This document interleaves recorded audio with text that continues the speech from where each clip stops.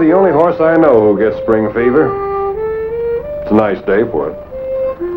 One of those days when nothing is going to happen and you just don't care. In the shape I'm in, if anything did happen, I couldn't happen back at it. Coming into Hope Springs. There's a town that has spring fever 12 months out of the year.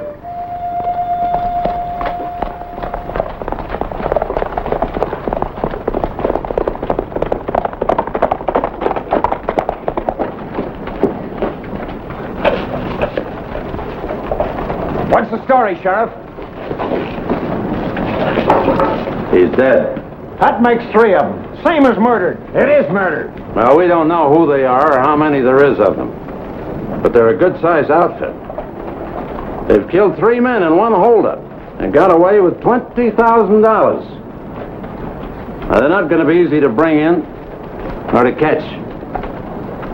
But they know we're hunting them, and we'll hang them. I'm with you all the way, Mr. Rayburn. We're all with you, Sheriff. All right. And we've got our posse. Go get your guns and your horses, and we'll meet here in half an hour. Right. Howdy, Vin. Hi there, Sheriff Rayburn. Well, you picked sort of a tore-up day to come visiting.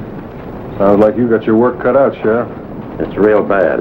I didn't hear the whole thing. What happened? Well, a bunch of road agents rode out of nowhere this morning and stopped the Greasewood stagecoach. The hard way. 3 people killed. That was the shotgun guard that just died. See, I'd sure appreciate it if you'd ride out with us, man. I'm afraid not. I'm riding kind of slow and easy these days. I'm a little too stiff to be of much use. You haven't got rheumatism at your age? No.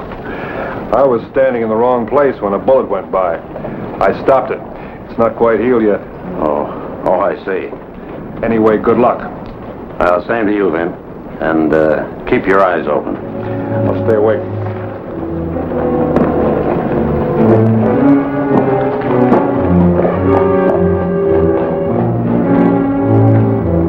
It's just as important for a man to know when he shouldn't volunteer. When he's going to be more of a hindrance than a help, that's the time. It takes gumption, though. And it leaves you feeling a little lonesome. Still, when you're babying a gunshot wound, you can't be doing a lot of other things at the same time.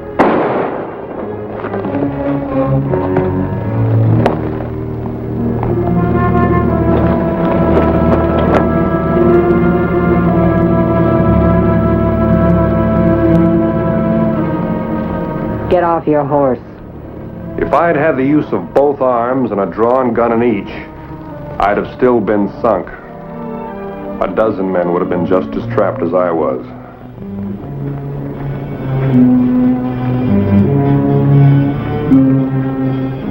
That's far enough. Drop your gun.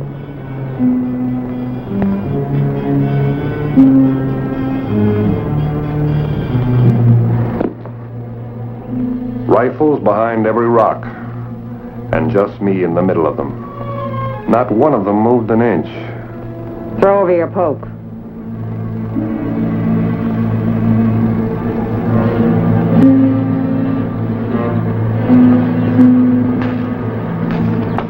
Don't move.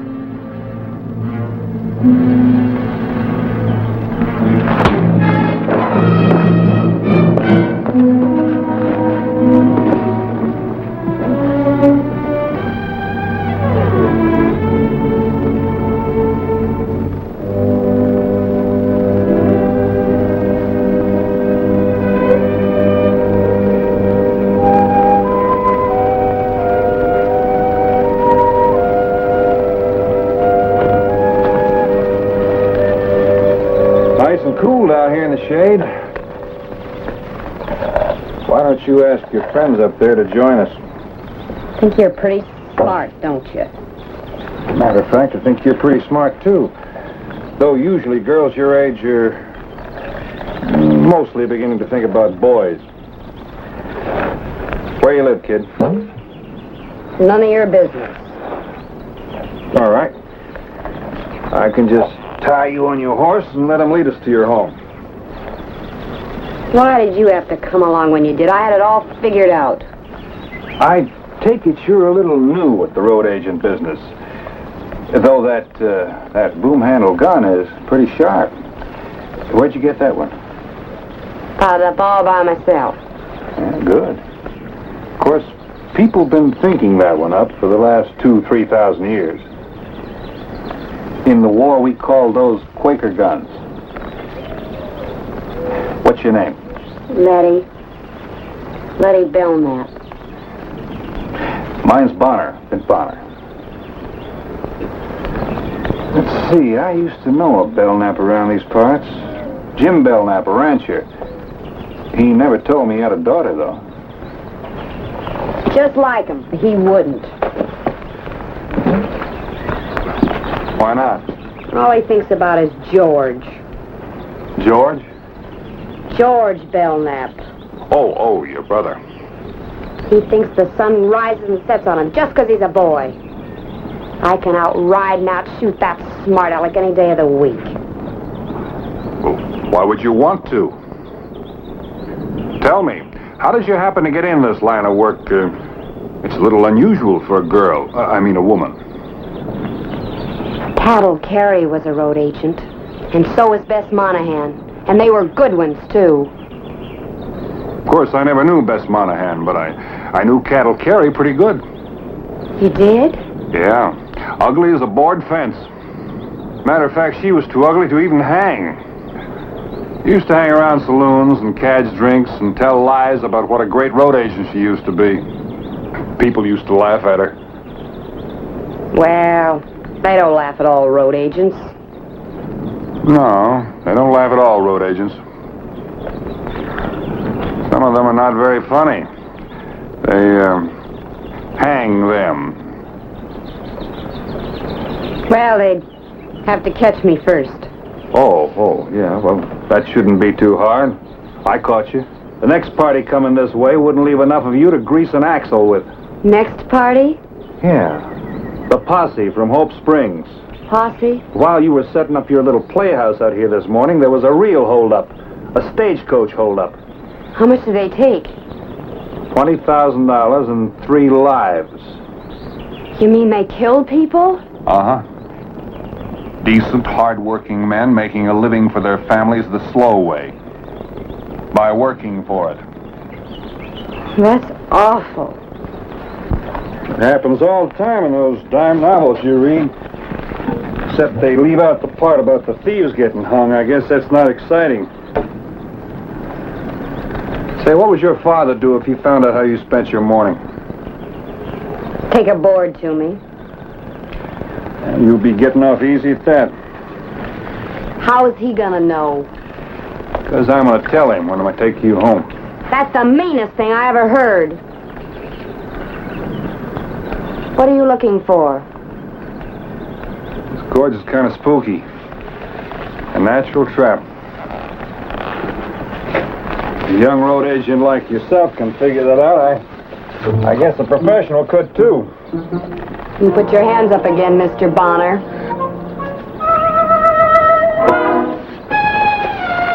Now, what are you up to? I'm going my way, and you're going yours. And if you come near my house... All right. You know, you look like a young lady who could be right smart if you put your mind to it. Now, there's one thing you ought to learn. Who's that? One thing you've got to learn. What are you gonna do? No! Do something your father's gonna thank you for. You're real pleased with yourself, don't you? Yeah, anytime I see nonsense, I'm pleased with myself when it's all over.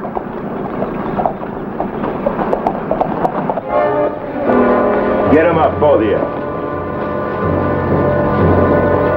Anyone you know? No. Climb down. Then take a good look at your first real road agent. Climb down. Gang must be splitting up. Looks like everybody's splitting up in little bunches. I'll take your guns and your horses. First time I ever saw a girl in a posse. Now, this is what I was talking about before. See what's bad about it? said I'll take your guns. There's a right way and a wrong way to do everything, and he's doing it the wrong way. I don't think you understood me. I said I'll take your guns. Right away, but you see, I was trying to explain to the young lady a while back. She had ambitions to be a road agent, and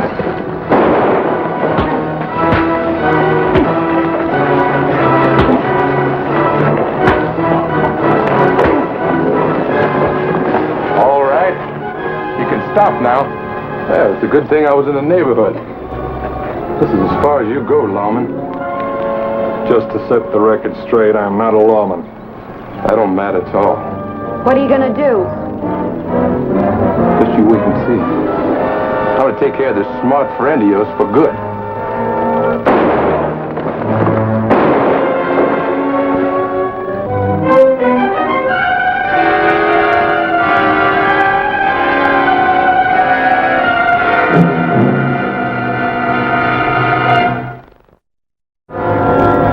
Sheriff Rabin was a man who knew his job. He and his men killed or captured the rest of the gang. He was mighty glad to get the last two and the money. Well, they're the men, all right. And they'll last long enough to hang. How did it happen? Well, I don't know exactly. I guess they wanted our horses. First this one showed up, and then this one came along. I gotta hand it to you, Vince. For a wounded man, you're still a tough one to tackle. I don't deserve the credit.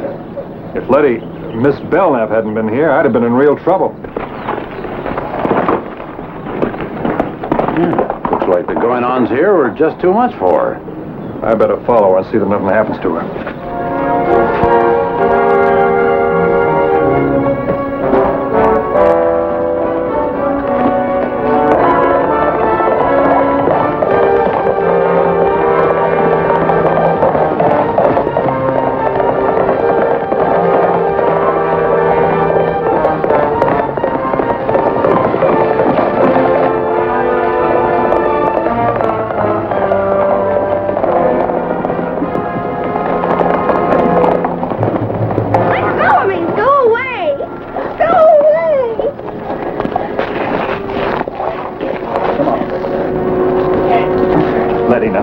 What's the matter? Letty. I never shot a man before.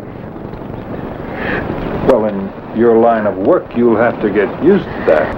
But I could have killed him. Me, Letty Belknap. Well, maybe you were lucky again. Lucky? Do you call shooting two men lucky? Well, if you'd been on the other end, you'd be the one that was shot, and nobody would have minded. Oh.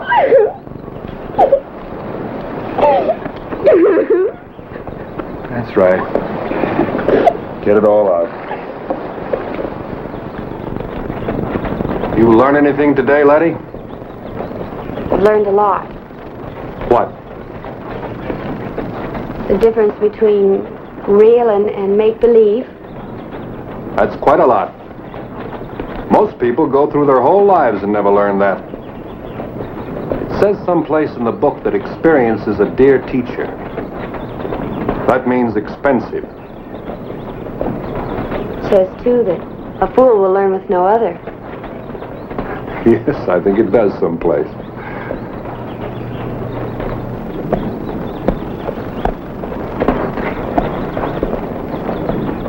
How are you, Letty? Hi, Lonnie. Been hunting? Just riding around, sort of. That your bow? I haven't got a bow. Well, you ought to have.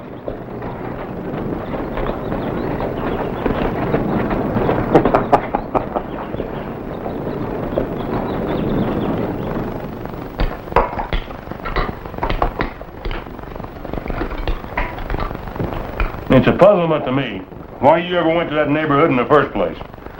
You don't expect anything she does to make sense, do you? Well, she always acts like she's been eating sour grass. Nobody asked you anything. Letty, I've told you until I'm tired of the telling. A half-grown gal has got no business riding off in all directions. Well, it's a good thing for me she was out there today. She handled the situation just like a grown man. I'd rather she'd start acting like a grown lady. If it's all the same to you. You're not going to sit around waiting for that to happen, are you?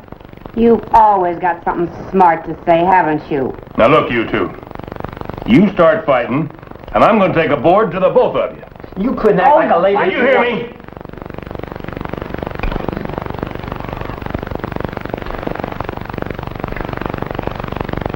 It's a pity you were out being a cowboy. Lonnie Hawkins came a-calling, and you weren't here. Sure he wasn't coming to see me. Oh, I wouldn't be sure. Maybe he wanted to ask you to the square dance. What's so funny about that? Why shouldn't a young fella ask her to a square dance? Oh, nothing. They come around doing it all the time. Well, fellas just can't stay away from a biggity old girl in blue jeans that always wants to fight. Just one more word out of you, and I'm going to take my belt to you.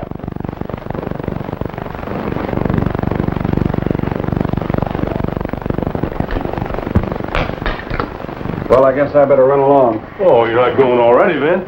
You ain't been here long enough to let your saddle cool. Well, I hate to eat and run, Jim, but I've got something in town I got to do. And you come again. I'll see you later.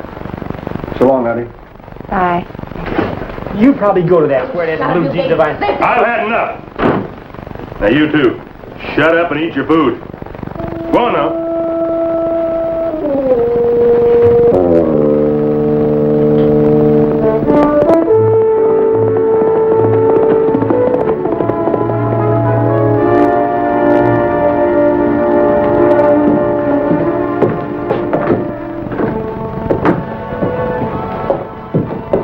Howdy, Mr. Walker. Well, howdy, Sheriff. I guess Company was glad to get their money back. That they were, Sheriff, that they were. In fact, they asked me to convey their special thanks to you and Mr. Bonner here, and to the young lady. That's what we wanted to talk about. Did they mention anything about a reward? Well, no. I'm just as sorry as I can be, Mr. Bonner, but there just isn't any reward. This whole business came and went so quick. Nobody had time to post one. Yeah, hadn't thought of that. That sure seems a shame, don't it? Yeah, it does. That little girl doing all that good? How about that, Vin? I always thought that virtue should be rewarded. Well, you've got a point there, Mr. Bonner. He sure has. You know, you people owe that little girl something. Why, for all you know, she may have prevented a whole epidemic of stagecoach robberies and such. Could have drove you people clean out of business. Only trouble was she stopped it too quick. We generally don't post any rewards till after we lose money. Well, now, Mr. Walker, it wouldn't have to be a very big reward. And if you're not going to pay any reward at all, well, maybe nobody will bother to even stop people from holding up your stages. Well, how much of a reward did you have in mind? Well, let's see, how much was it they took? 20,000? 20,000. That's quite a lot of money. Yeah.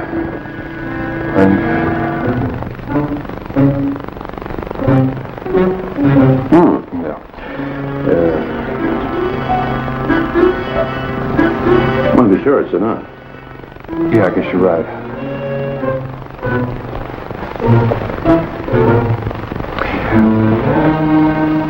How about $12?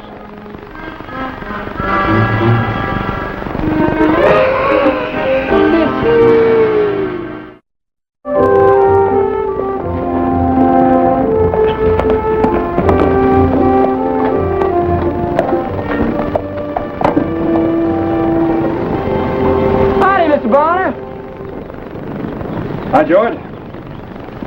Say, where's Letty? Oh, there's never any telling with her. Hey, Letty! A fella come to see you.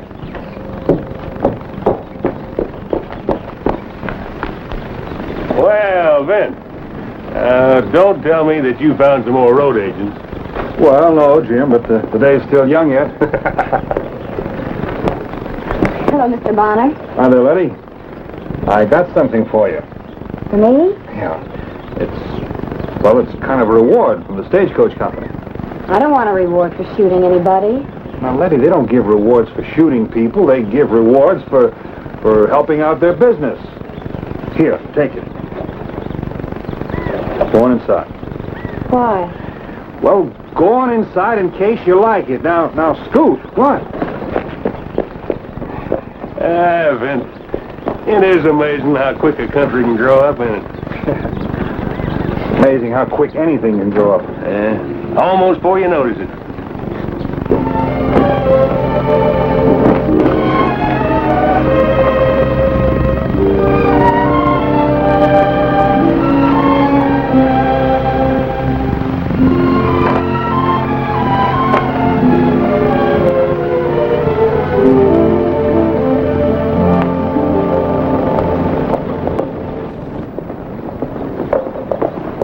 Hey, company's coming.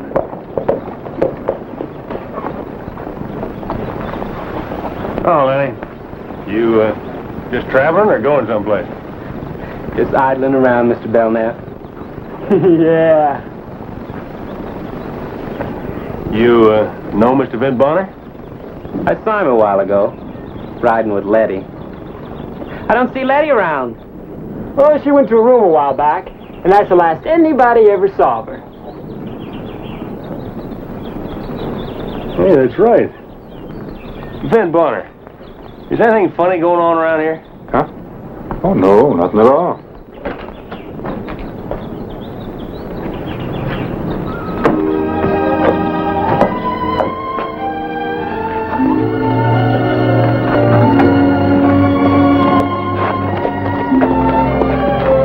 Well, what in the world is that?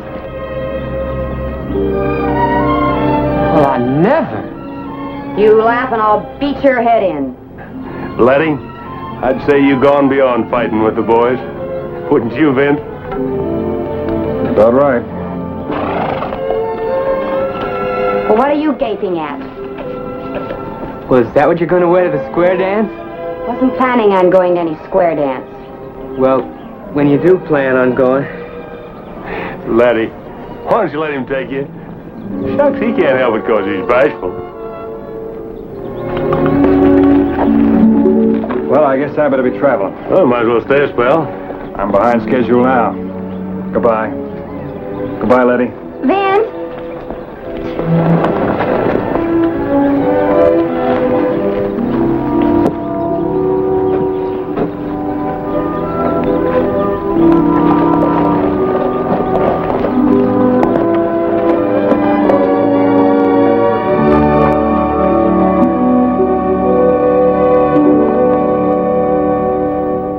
Well, that was a big day's doings. You know, it isn't every day you can watch a child turn into a grown woman. Not unless you're lucky.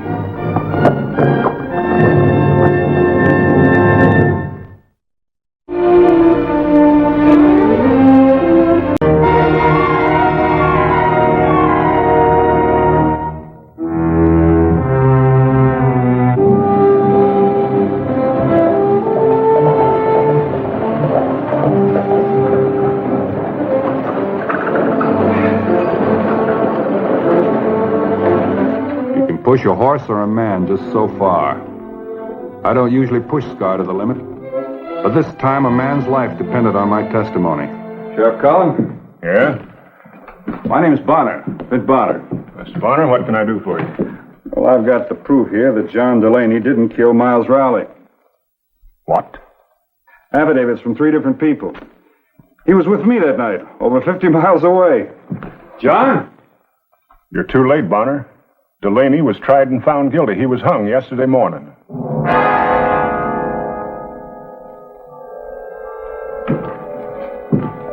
He was what? The evidence was all against him. There was nothing on his side. The jury found him guilty. But you hung an innocent man. Innocent? Read the affidavits. I had to look up the people that were with us that night. I've ridden day and night.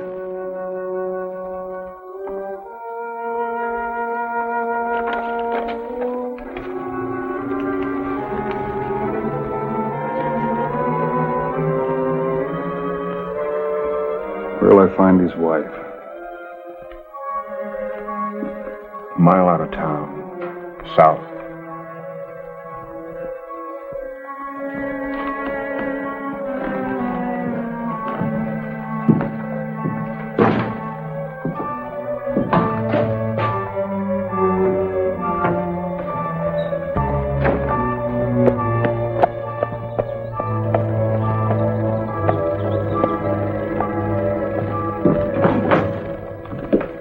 My name's Bonner, son.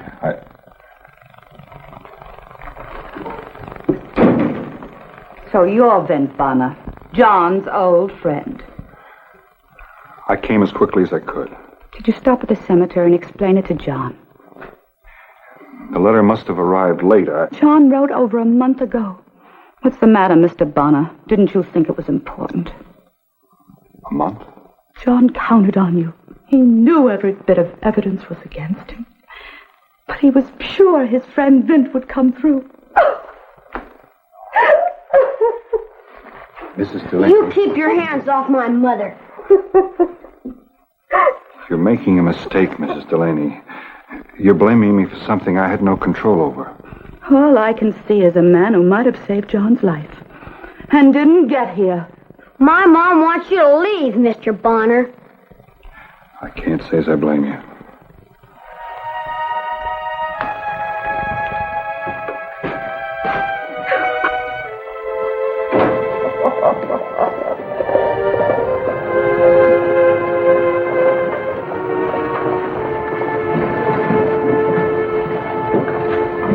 Oh, Mr. Bonner, I'd like to talk to you. My name is Mason, George Mason. I defended John. Well, Mr. Mason, I'm a tired man. I'm going to get some sleep. I heard about you from Sheriff Cullen. And you probably know the rest of the story. By now, most of the town has heard. Couldn't you have gotten a delay? I did, twice. But the town was kind of upset.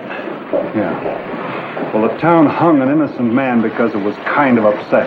May I give you a little advice? Mrs. Delaney just gave me some advice. She advised me to leave town. Mrs. Delaney was right. Well, I'm going to get some sleep, and I want to go over the whole case with you. For what reason? Because I'm going to find out who killed Miles Rowley.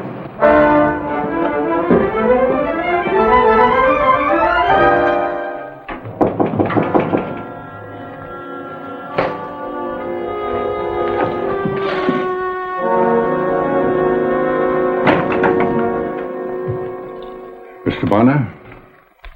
That's right. I'm Judge Wayne. May I come in?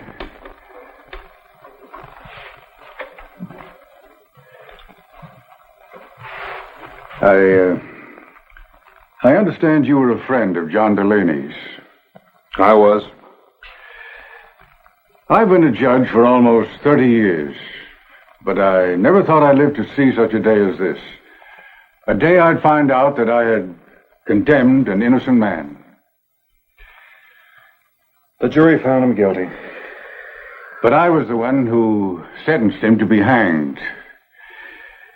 You may not be able to understand this, but I was a good judge. Look, Judge, I don't know who's to blame. Maybe you are. Maybe the jury. Maybe the sheriff. Maybe the whole town of Dobie. But I'm tired. I'd like to get some rest. I'm sorry, Mr. Bonner. But since you were a friend of John's, I wanted you to know how I felt. It wasn't easy coming here. Good night.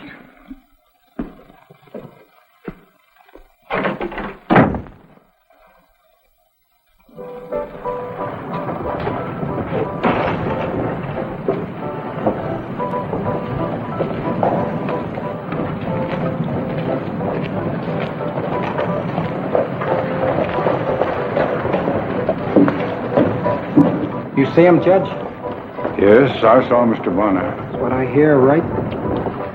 We hung an innocent man. And this is Bonner. He's here maybe to make us pay for our mistake? No, Jed. We'll do that ourselves, each one of us, from now on. Yeah, well, some of us been talking. We figure this Bonner has said his little piece in order to get out of Dobie. We figure we won't be needing him around here anymore. There's no doubt He'll be a conscience for all of us while he's here. Jed, you're quick-tempered. Take it a little easy. I got a right to think. I'm not denying you that right. Just don't act. Bonner's reputation isn't founded on thin air. Well, now, if I haven't found a gun yet, I mind drawing against, Sheriff. I reckon I'll be doing what I think needs to be done.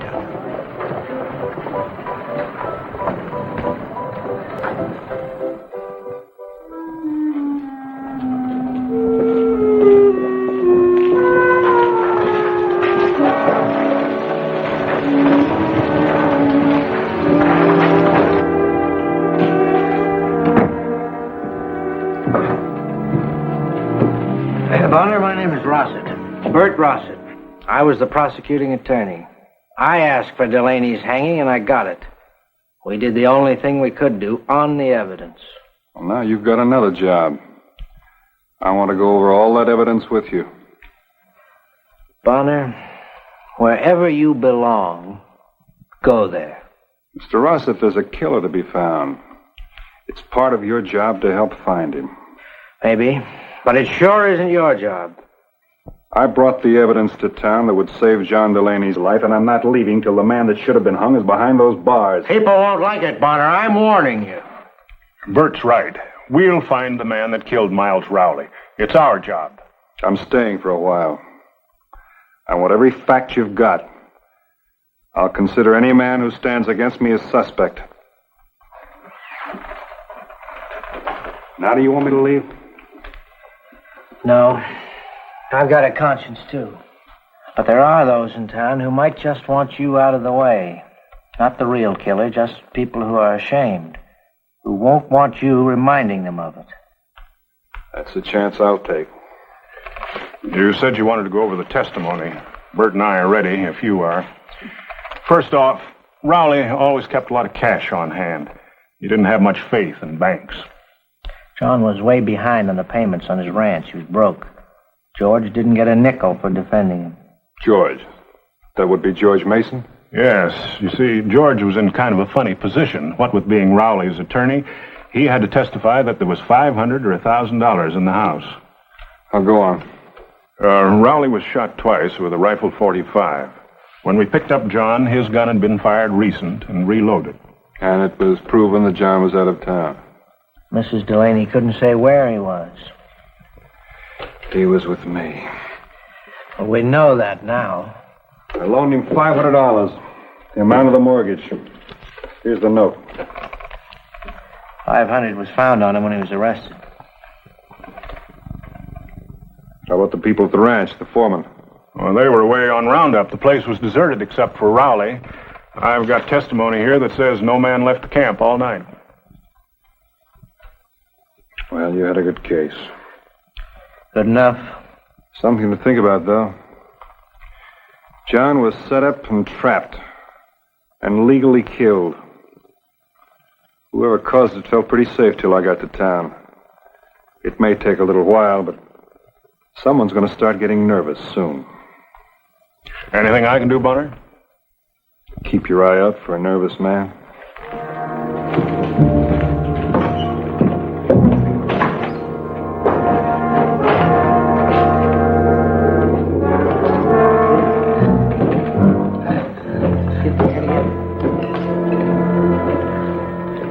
Mr. Mason, I'd like to talk to you. Oh, sure, Bonner. Sit down. Since you were Rowley's attorney, I'd like you to take me out to his place. I think that'll help. Couldn't hurt anything. When do you want to go? If you're finished right now. Let's get started.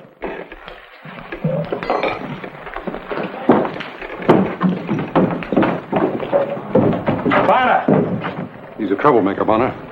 I've decided you're leaving town, Bonner. Now. I'm ready to leave. I'll let you know. I heard with a gun you're quite a man. I don't want any trouble. All I want is the man who killed Miles Rowley. Where you hung him. I'm not too sure about you, Bonner. Or the evidence you brought. Why don't you just give me a chance to work this out? We're going to work this out right now.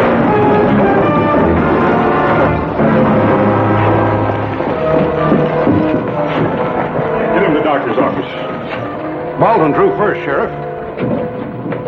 It's the beginning, Bonner.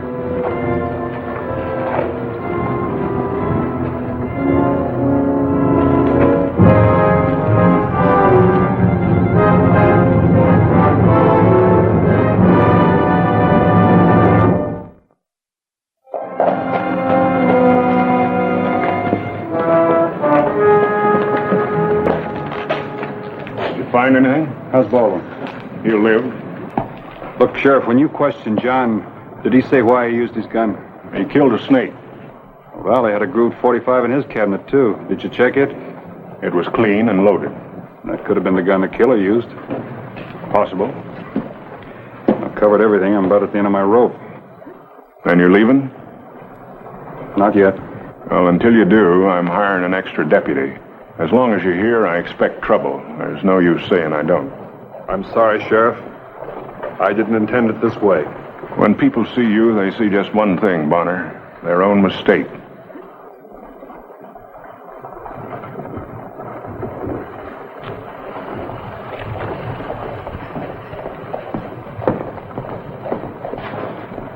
Good afternoon, Judge Wayne. Mr. Wayne, I've resigned. I'm sorry to hear that. I think you made a mistake. Did you sleep well last night, Mr. Bonner? Yes, sir, pretty well. Well, until you know what it means not to sleep, don't tell me I made a mistake. I hope you'll feel differently about this when it's all over. It'll never be over for me. The years that are left will be haunted years.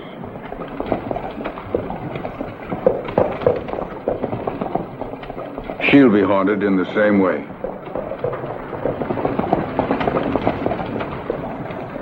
It's the wrong way to the Delaney Ranch.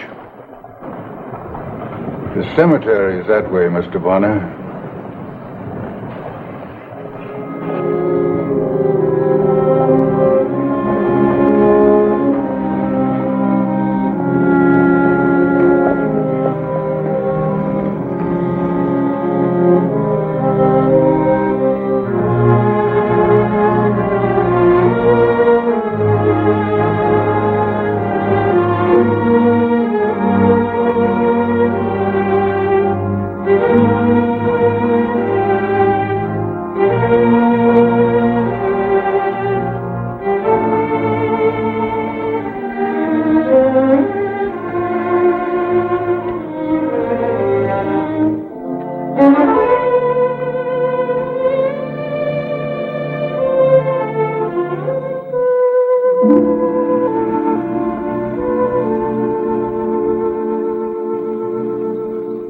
Mrs. Delaney, I've got to talk to you.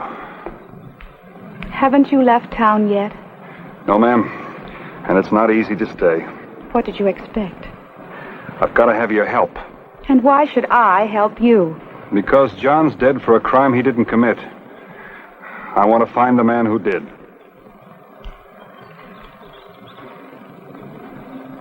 All right, Mr. Boner. I expect John would want me to talk to you. Thank you. What do you want? I've been over and over the evidence. I can't find a thing to point to anyone else. Not a soul. Seems to me George Mason said some money was stolen. There was not any proof there was any money in the house. How about relatives? Who stands a chance to inherit Rowley's ranch? There aren't any. Leastwise, nobody knows of anyone. Thank you. You may have helped me. I heard about the shooting this morning. There'll be others who'll try. I wanted to when you rode up to our house. And now? I hope you find Rowley's killer. That's all I want now. Thank you, ma'am.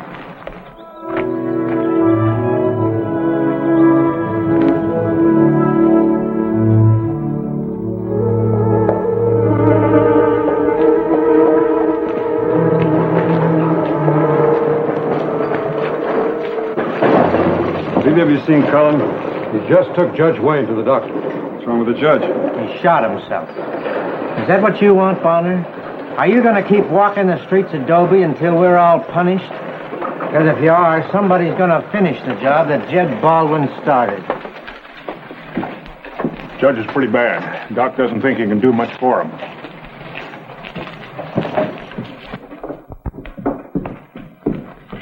How'd it happen? The judge hasn't had much to live for since you hit town. Anything I can do? Money? No, don't reckon he'll need much. How about his doctor? They were old friends.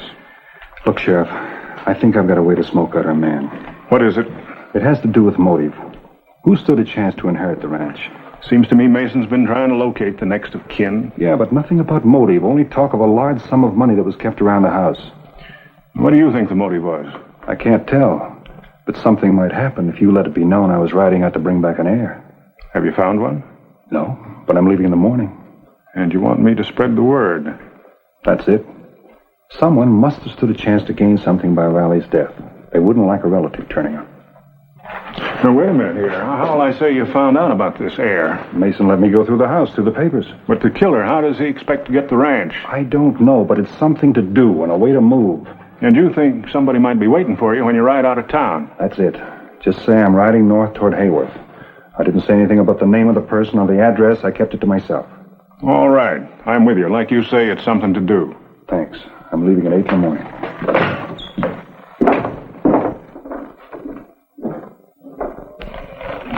It sure beats me how he found anything.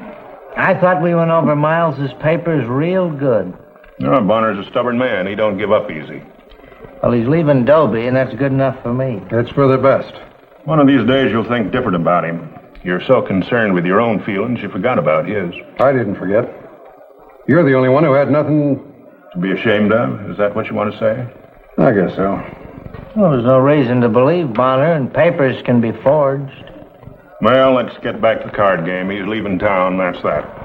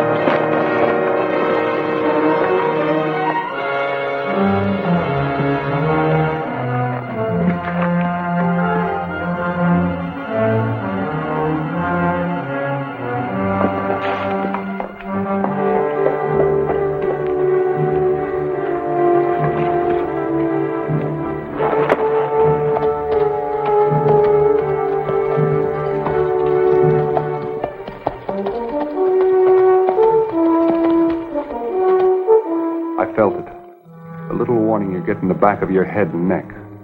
The warning that makes the difference between staying alive and dying.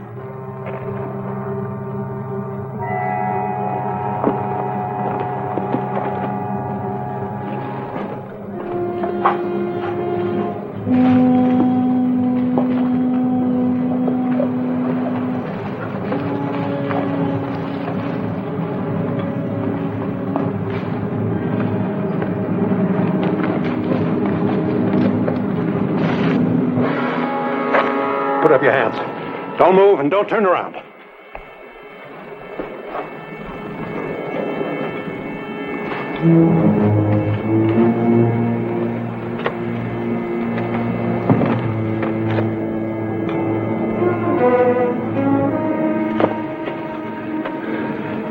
What's the trouble, Mr. Mason? I didn't make trouble. You came to Dobie. I'm going to kill you. Just like you killed Miles Rowley. Not quite. You're going after your gun before I shoot. How long do you think you can keep it a secret about the heir? Just so long as nobody ever hears from anybody in Dobie. You didn't kill Rowley for the few dollars he had at the ranch. Hardly. I managed his business for him. I've been taking money out for years. Miles finally caught on. When he told me what he knew, I did the only thing I could do. I killed him with his own gun. Then why defend Delaney? Oh, I'm an attorney. Besides, I happen to know that my client was innocent. You should have listened to me and the people of Dobie. You might have lived if you'd left town. Everyone makes mistakes. Everybody but me. You made one mistake. That letter I found out at the house. I want that letter. Take it. All right, I can take it later. Let's get on with it. Drop your hands. Whenever you're ready, Bonner, make your move. I may just let you shoot. All right, have it your way. But if you draw, you might have a slight chance. I heard you were fast. I could be fast enough. Why don't you worry a little?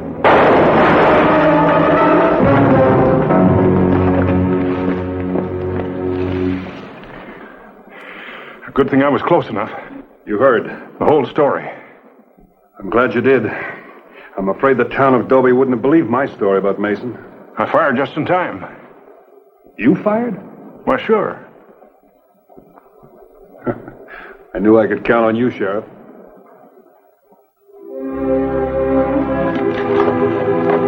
Who is it?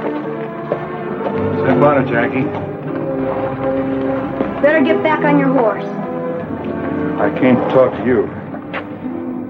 Would you put the gun aside?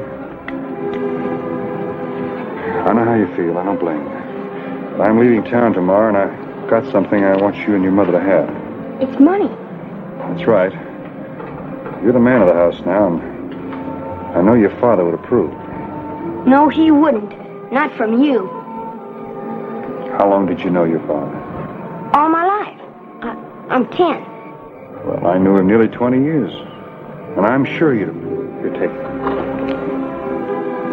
I don't know what to say, Mr. Bonner. Don't say anything. Just take good care of your mother. I'll be checking in with you.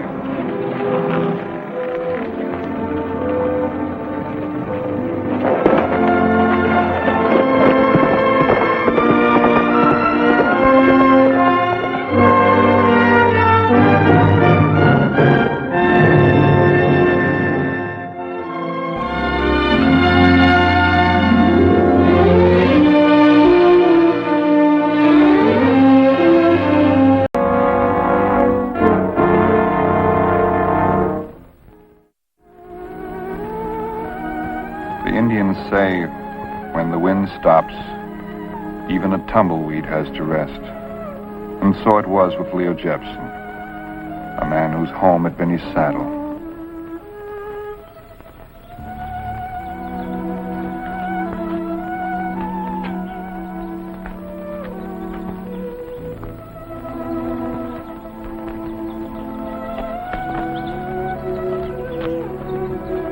Can you stay and visit a while, then? We're pleased to have you. I've taken a job with a cattle firm up near Kingston. I'm leaving early in the week. You're always welcome. Thank you, Mary.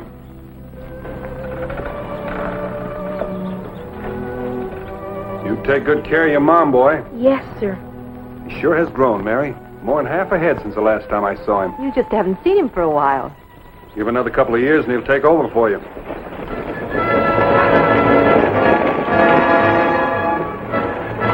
Gotta get to town. Arnold Kester's been gunned bad.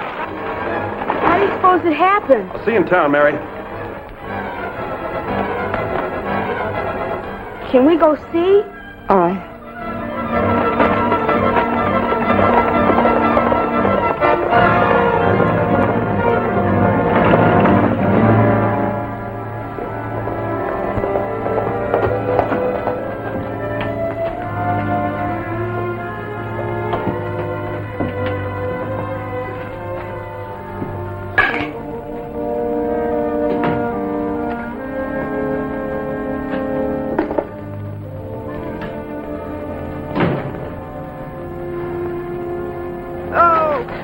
Mr. Bonner went in there? Yeah.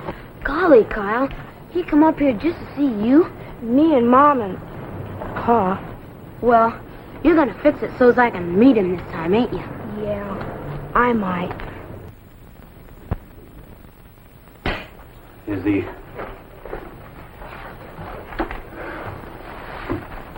The worst kind of killing I've ever seen. You can say that again. Look at this. His arm's nearly been blown apart. 6 bullets in it. 3 in the leg.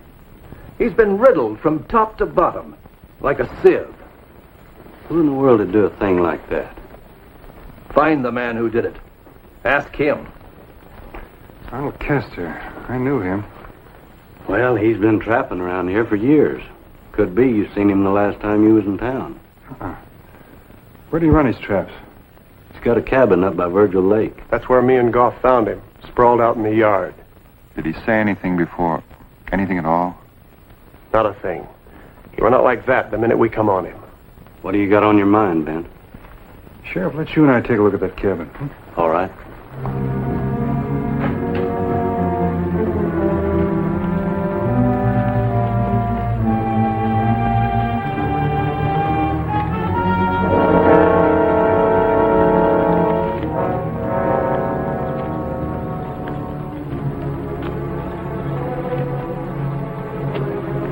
Sure he wasn't robbed. There's beaver pelts all over the place. Find something? Come here, take a look at these prints. Could be Kester's. Could be anybody's. Belong to a man with a crippled right leg. It's for sure the right one ain't as clear as the left. Come on. Where are we going? Your office, take a look at some of the old files. What do you expect to find there? The man who killed Kester.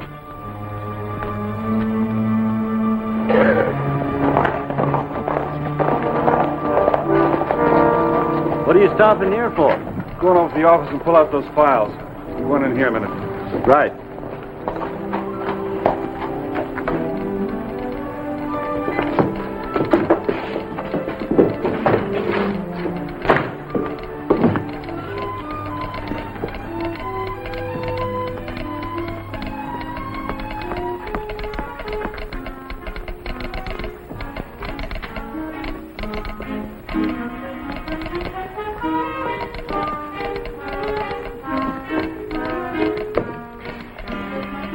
There you are.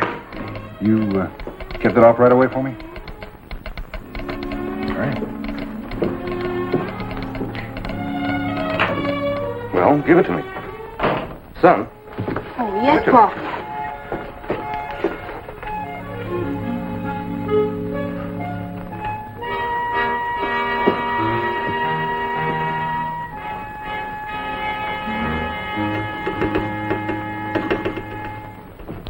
Find something? Whose name are you looking for? Look, Vint, I'm the sheriff of Mount Verde, remember? Now, if you've got secrets about this, keep them from somebody else. Will Gerard. You say something? This should tie the knot, Tim. Who is this fella Gerard? A vicious, cold-blooded killer. Leo and I hunted him down some years ago. Over near the Hualapai Reservation. That was over 8 years ago. What's this Gerard got to do with Arnold Kester?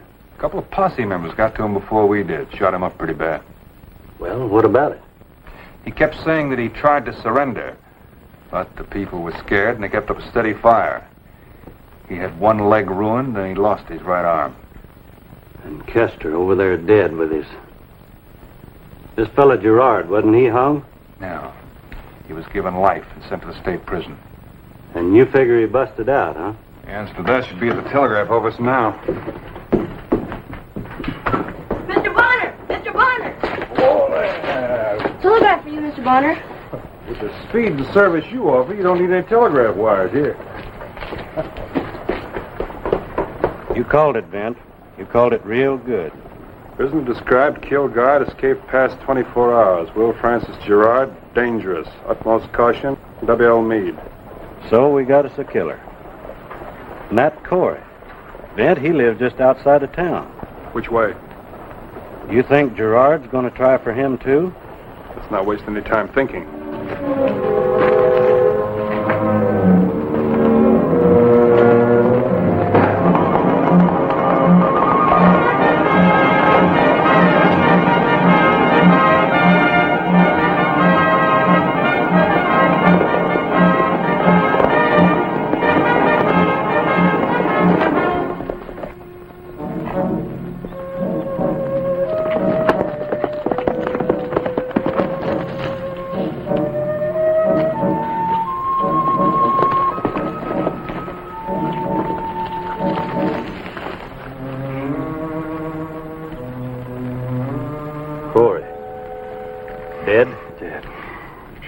6 times through the right arm.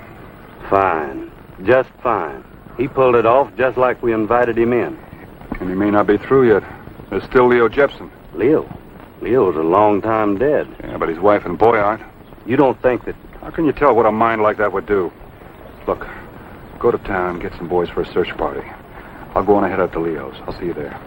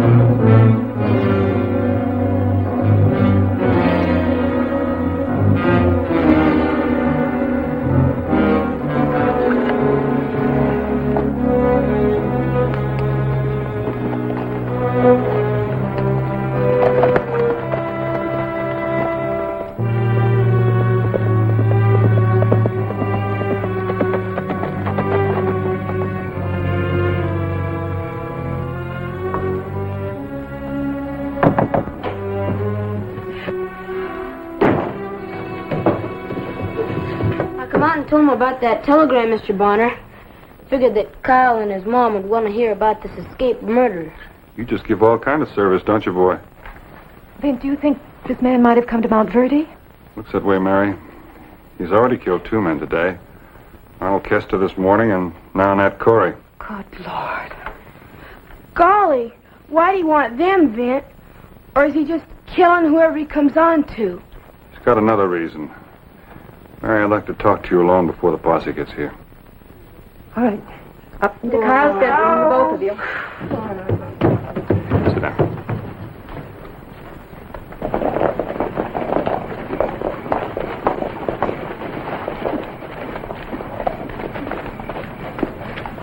I don't think there's any danger to you. Here they are! So there you are.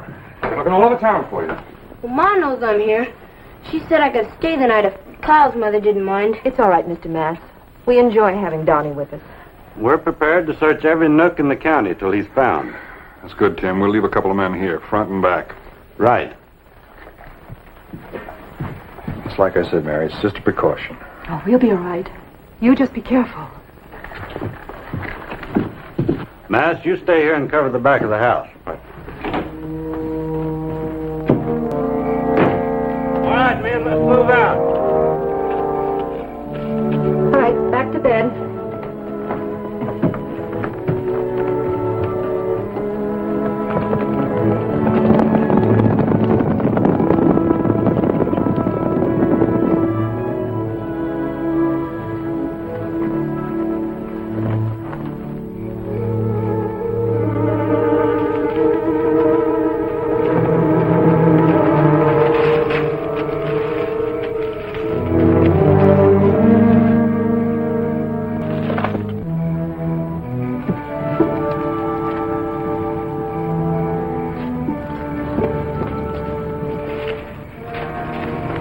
Come on.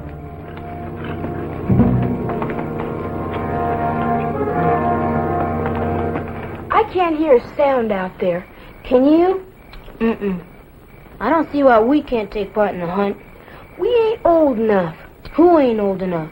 Maybe you ain't old enough. I'm as old as you. Yeah, but I can handle a rifle good. So can I. Not like I can. Who says so? That deer I shot Monday. That's who says so. Why, heck. I let you have first crack at him. Yeah, and I got him. Clean. So would I have. Maybe.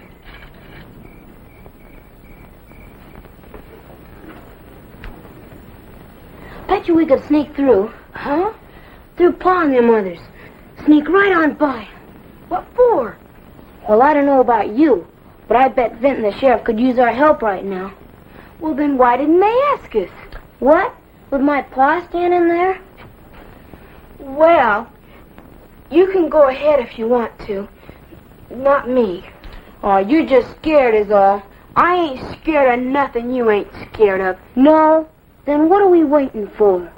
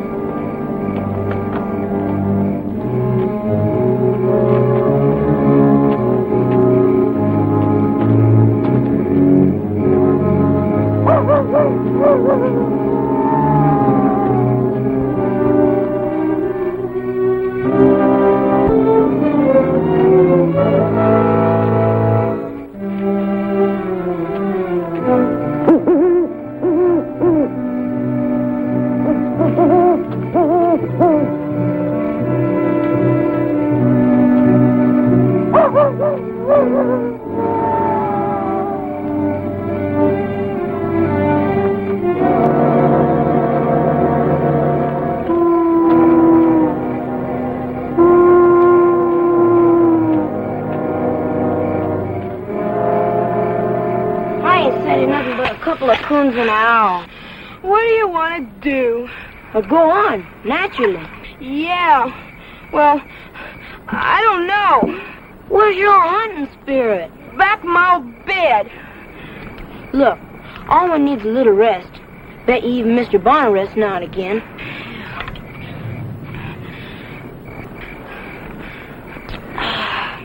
I feel better already. You? Yeah. 5-10 minutes. That's all we need.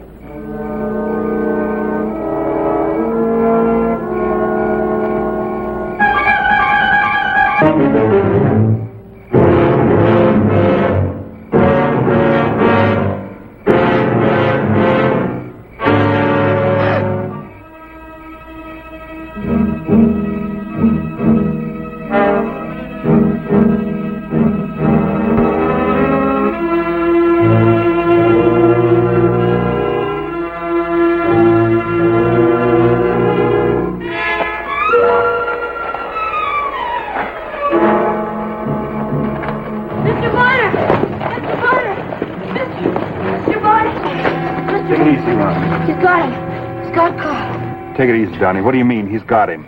Like I say, he's got him. And he's holding him. For you. For me? That's right. He's wanting you, Mr. Bonner. Where is he? He took Carl up to Kester's place. And he's wanting you to meet him up there. Or Carl's gonna be dead. How do you know Vint was here? I told him. He was acting real nasty. And I said if he didn't stop that, Vint Bonner would get him. But good. Must be something wrong with him. 'Cause after I said that, He acted real happy. What are you talking about, boy? He said getting Vint Bonner would make up for Leo Jepson being dead. Golly, I'm sorry me and Kyle stirred up all this trouble, Mr. Bonner. We was just wanting to help out. Save your sorry for when your pa gets back. Then you'll have something to be sorry for. Never mind that. How long ago did he leave for Kester's place? About an hour. You better go inside. You're bone cold. He said if you don't go up there alone, Mr. Bonner, Kyle would be dead, with no questions asked. I think he means it, 'cause he said he don't care nothing about his own life. Vince, you're not going in there alone, are you? That's what he ordered. Ordered?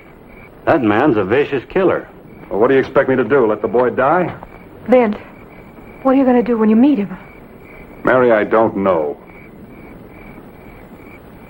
I think it doesn't matter, because it's hopeless. Don't say that. Nothing's ever hopeless. Now go on inside.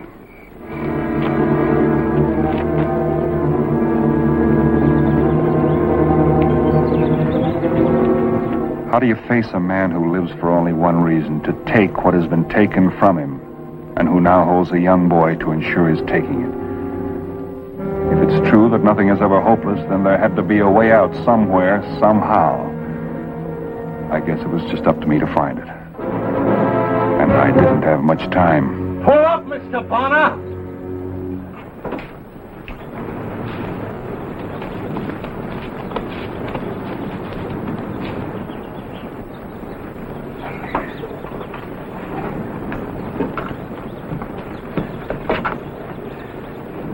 You alone, I take it? I'm alone. I'm sure Mr. Bonner's here all by himself. Because we all know what it'll be like.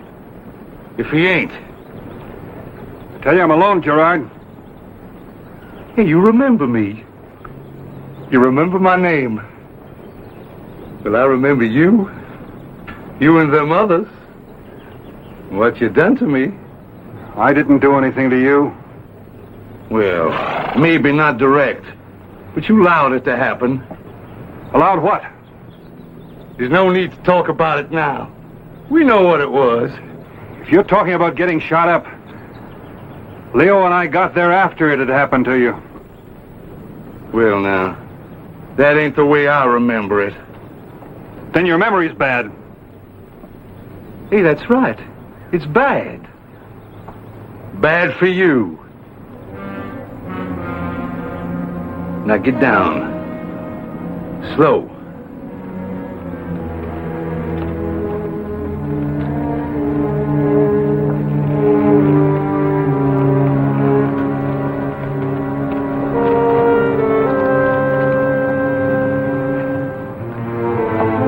Drop your gun, please. The boy gets out of here first. Now you just do as I say. It was supposed to be me for the boy. You going back on your bargain?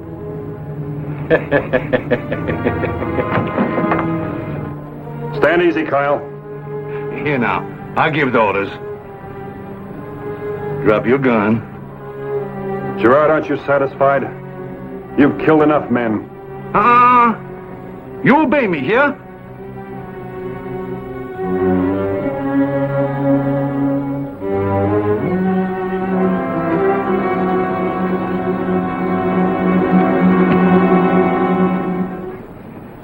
That's right. Now move over a little, huh? Why do you want to kill me, Gerard? What?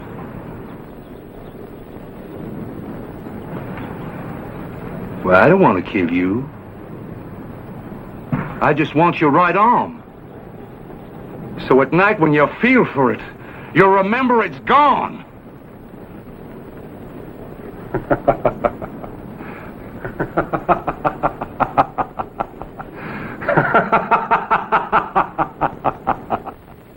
You're laughing. What for you laughing at me? The others cried. But you go on. You go on. Keep laughing. Just stick out your arm. Yeah? Just stick out your arm! Oh, this boy's dead! Hold it, Gerard.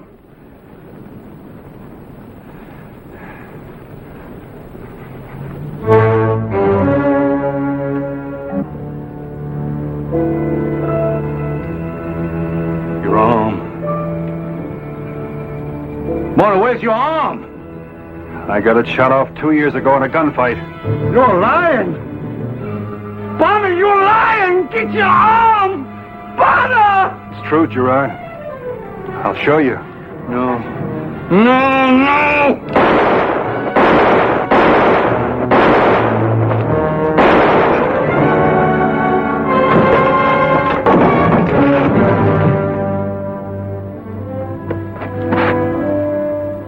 It's all right, boy. Man, I thought we were going to get it for sure. How'd you know it would work? I wasn't sure. But I knew he had only one goal, and if we had a chance, that had to be it. How do you mean? Well, generally when you take a man's goal away, it upsets him for a while anyway. Yeah. If there ain't no place to go to, a man sure can't get to it. That's the idea, but you've got a place. That's home. Come on.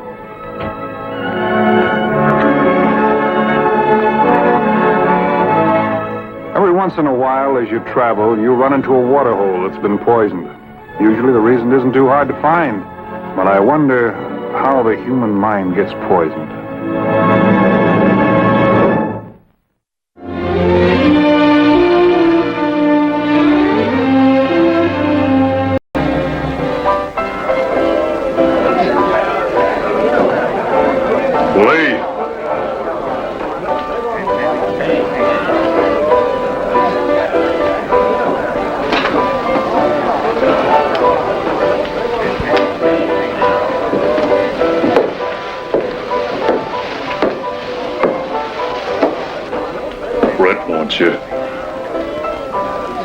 Now.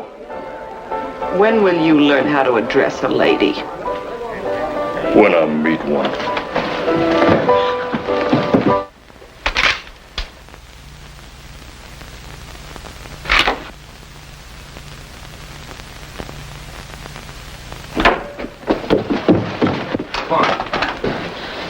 What's the matter, honey? Does every message from you have to come through that pig? Loma? Why, Lee, you know Loma's the best there is with gun and muscle. I know about the muscle. Look at that. He put his hands on you. He invited me up here the same way he throws out drunks. Don't worry, I'll see that he stays away from you after this. Sure, Brett. You wanted to see me. What do you want? Haven't you forgotten something? What? This. Oh, please, I'm sorry, but not now. Please. You always have to spoil it. I've got to know that you love me. There can't be any doubt now, Lee, do you? Please, you're hurting me. Do you love me, Lee? You used to now. Do you love me? I want to. Oh, I want to. Brett, have you forgotten that love also means having respect for the other person's feelings? I'm sorry, Lee. It's just that I couldn't stand to lose you, that's all. May I go now? Yes.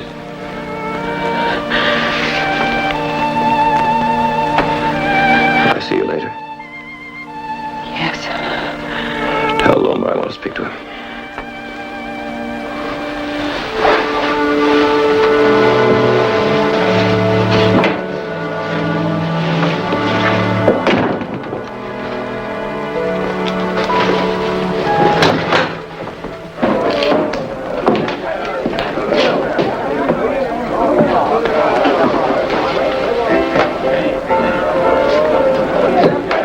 Brett wants to see you.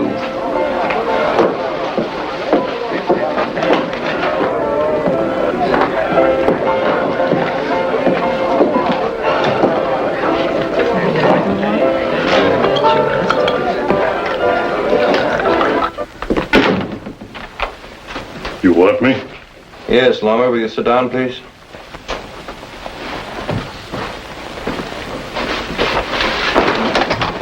I'd like your opinion on something. Why, sure, Brett. Anything I can do. Take a look at these. Sure. You coming out of your mind? Not me, you did when you put your hands on Lee. Put my Now, you got me all wrong. I got exactly what you are, and I have for a long time. Now, you get this, and you get it good.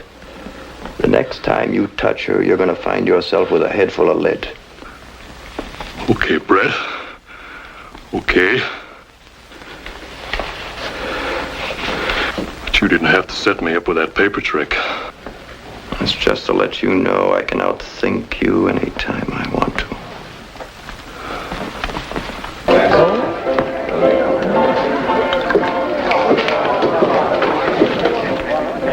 Hi there, Lee.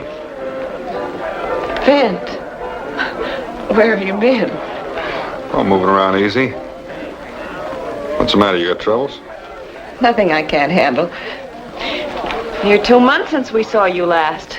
I was beginning to think you'd taken a dislike to our fair village. How are you, Vint? I'm fine. But I asked first. No scars, I see.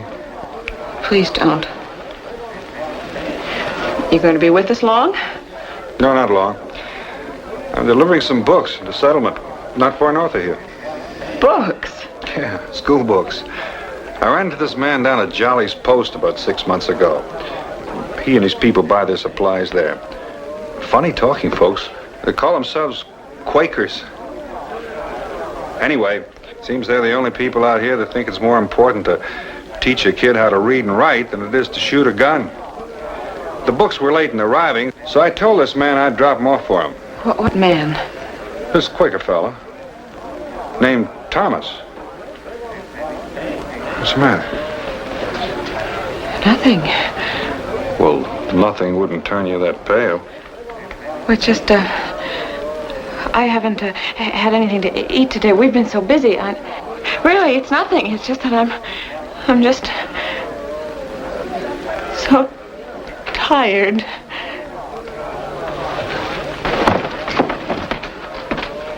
Go on back, Ed.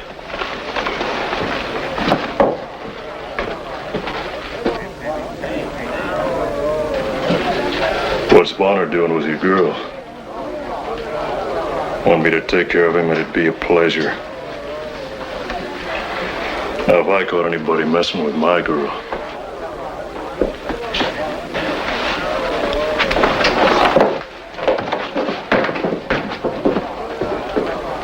Fred, You haven't had your dinner yet, have you, Lee? Well, why don't you go on back? I'll entertain Mr. Bonner while you're gone.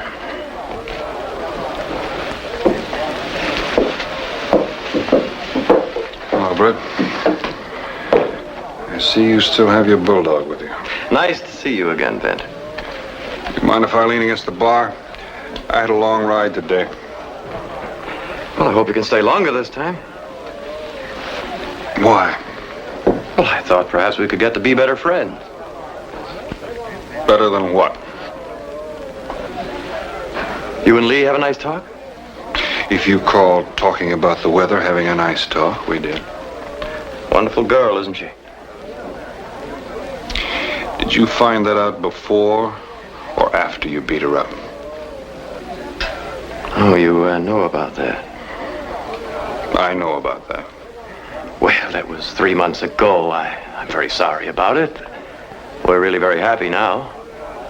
You can ask Lomer if you don't believe me. If I'm going to ask anyone, I'll ask Lee. She'd tell me the truth. That's all right, Lomer. Bonner's been on the trail all day. He's a little bit shaky, that's all. I don't need your help. As for you, Lomer, I just don't like you. I never did. So anytime you're ready. Oh, come on, Vint. Let's wash down the past. Look, have a little drink on me. Come on. I don't like you either. I never did like women beaters. Keep your drink.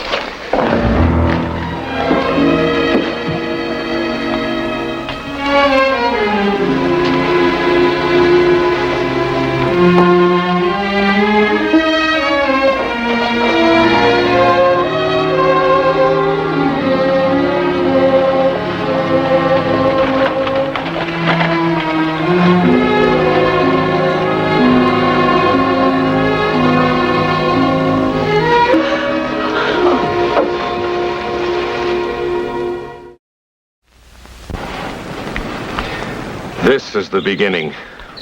I'm sorry, Mr. Thomas, that I was a week late in getting here. We prayed that we would live to see this day. The weeks to us are but moments.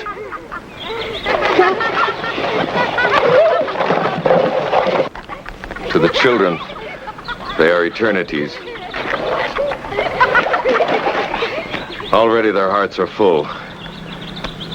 Now they will begin to learn more of the world and their place in it. But forgive me, friend. Thee surely is tired from thy journey. Come into our home. Thank you.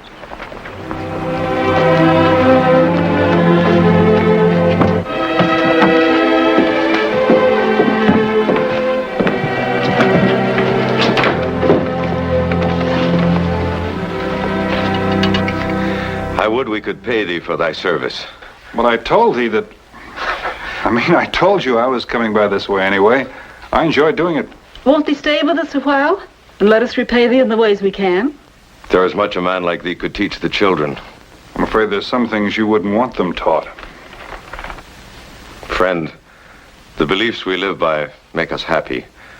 We do not say that others must believe the same. We only hope that they too will find peace.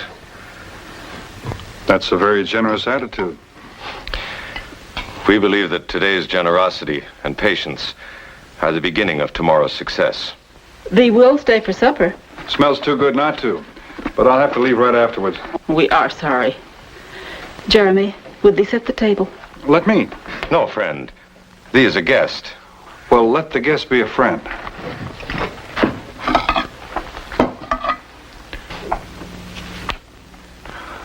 I'll bet school doesn't start, Jeremy, till you've read each book twice.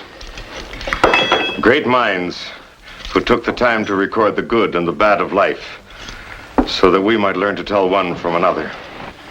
Mr. Bonner, would thee bring the candles from the desk? Of course.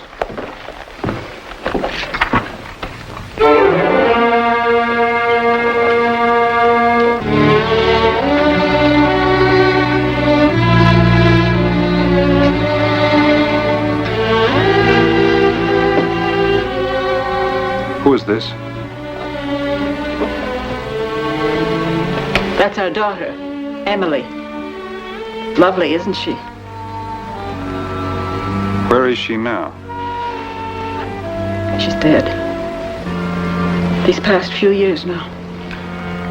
It was a great loss, Mr. Bonner.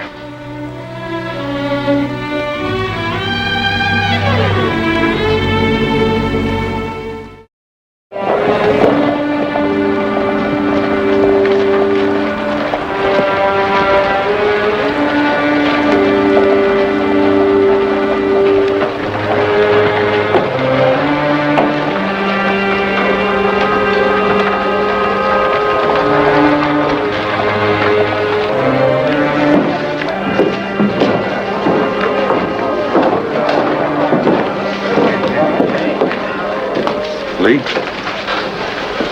I'd like to talk to you. Privately. Private here. Not private enough. Please. All right. We can talk in Brett's office.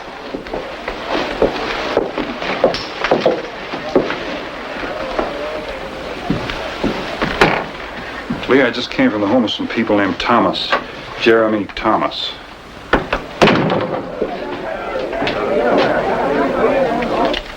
So? There was a picture of a girl on the mantel in their home. Their daughter. She looked exactly like you. It was me. So now you know. All right, I know, but I don't understand. Did you tell them about me? No. I wanted to be sure. Thank you. Are they happy? They're fine.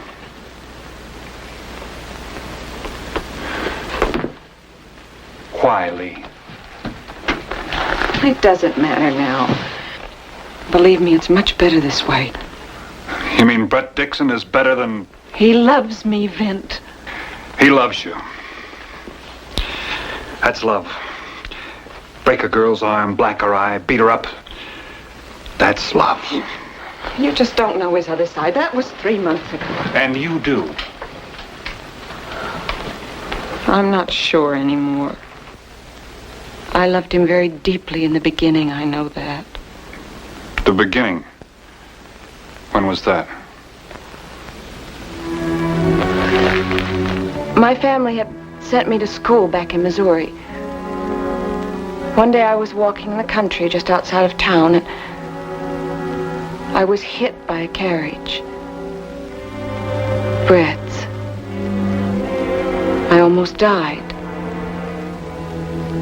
He was so wonderful. So tender. He never left my side in all those critical months.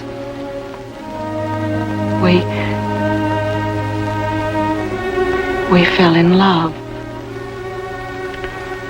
I see. It was true. I loved him. I didn't want to be separated from him. And yet I knew that I could never bring a man like that, a gambler, back home with me.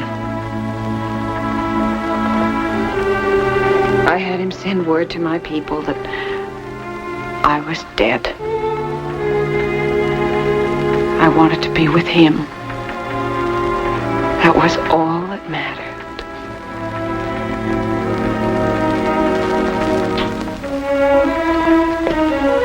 Then after we came out here, I saw the way that he changed. I don't know. Maybe it was greed.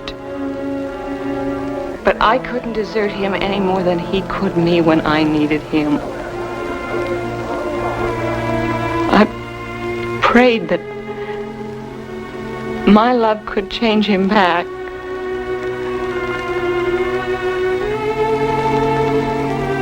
And it turns out that you're the one who changed.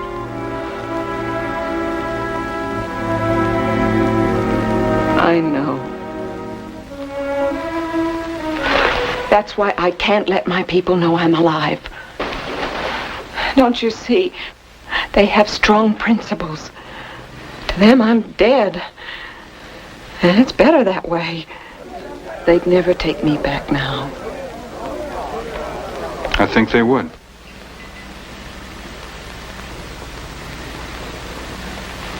No. Don't you see? If I left Brett, he'd become as brutal and inhuman as Lomer. He's no different than Lomer now. Just better dressed. I can't believe that. Lee, I think you mean you don't want to let yourself believe it. Let me take you home. No. I must keep trying. But Lee, if you... Please. Let's go.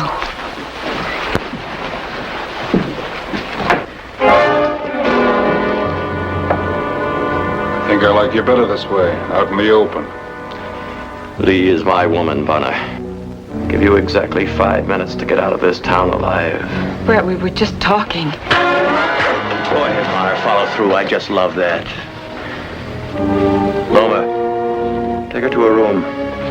Lock the door.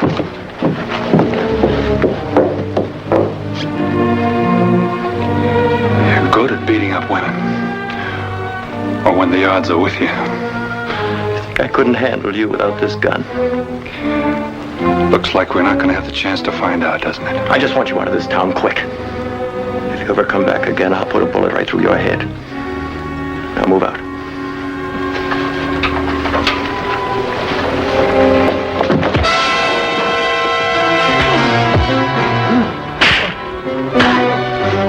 You like it? Does it feel good?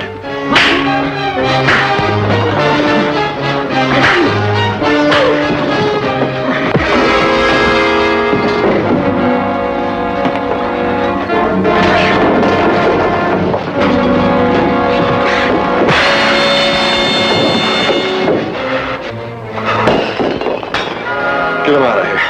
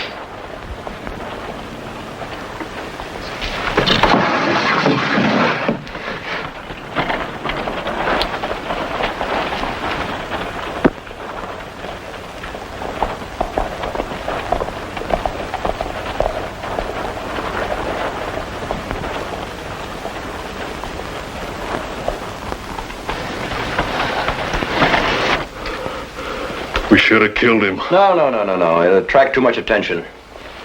Besides, he knows I will next time. Let's look in on our little two-timer. Give me the key.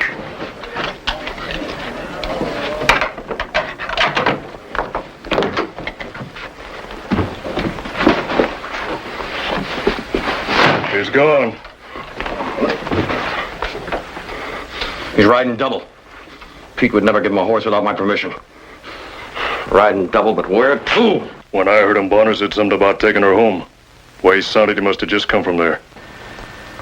Home. Wait a minute. Any Quakers living around here? Ed might know. Yeah, Ed would know.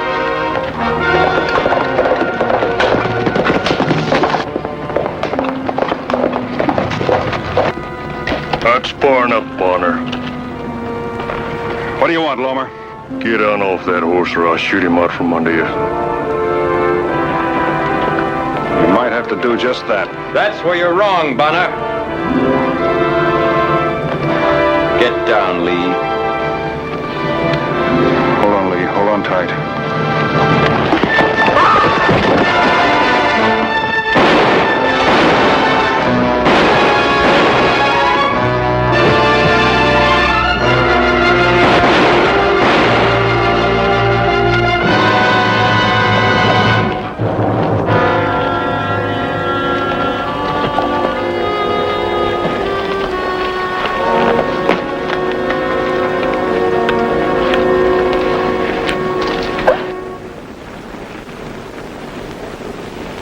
He's dead, isn't he? Isn't he? I'm afraid so. Because of me. That's not true, Lee. He was a man who was bound to end up just the way he has. It's not your fault, you understand? It's not as easy as that. Don't you see? How can I go home now? I let them think I was dead. And now with blood on my hands, how can I... Lee, listen to me. Things happen we have no control over. Sometimes what you think of as evil is just an accident. Can you see that?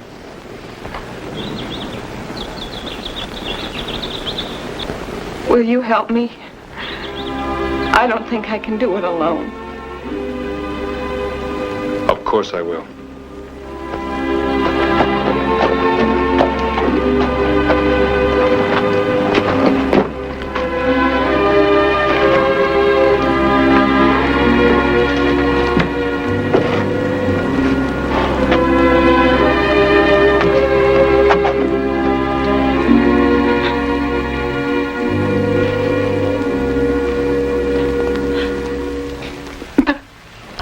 I don't understand. I can hardly believe it. I know it's a shock, Mrs. Thomas, but that's the whole story, just the way we told you. Mr. Thomas, the other day you said that today's patience and generosity are the beginning of tomorrow's success.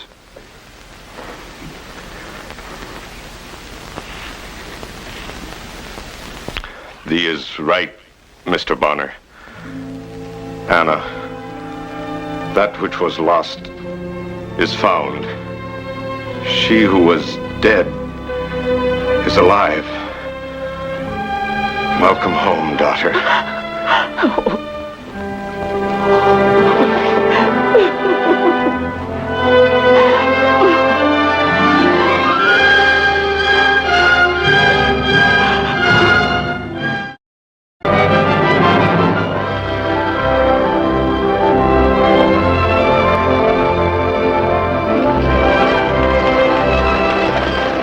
Well, I figured I'd handle about every job there was until Tom Higgins asked me to bring his 12-year-old nephew, Dudley Higgins, to his ranch.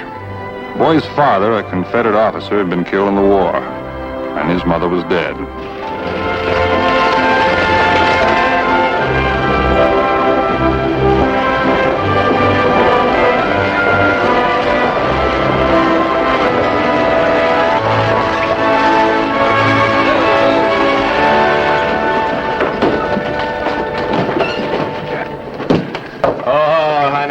sure have missed you. Oh, it's nice to see you. I tell you, I want to find out all about your trip. I want to tell you some things that didn't happen. Well, how was the trip? Dry and hot. Well, son, this is your Uncle Tom and your cousin Michael. Thank you for inviting me, sir. You look just like your father. Please don't talk about my father. Take it easy, boy. I knew I had a cousin in Virginia, but I never expected to see him. We're gonna have fun. Thank you. Well, who we got here? Tom don't mean to break into this family reunion. It's all right, Arthur. I want you to meet my nephew, Dudley Higgins. I know all about your nephew, Tom. My wife's been telling me all about him. They come up in the stage from Virginia together. My name's Stewart. Arthur Stewart. Pleased to meet you, sir. My wife's been telling me how kind you were to her on the trip. I own the general store. And if at any time I can do anything for you, you just come a-running. Thank you. Arthur Stewart. Are you any kin of Jeb Stewart, the Confederate hero? Could be, boy. Could be, but I'm not sure. Where'd you hurt your leg? Oh, Chickamauga? How can you live here in the North? Well, I like it here. Did I say something wrong? No, you didn't. It was a long trip. New faces and places. I understand. Help your cousin put his things in the buckboard and be pleasant. Think I did wrong sending for him? No. It'll take a little patience.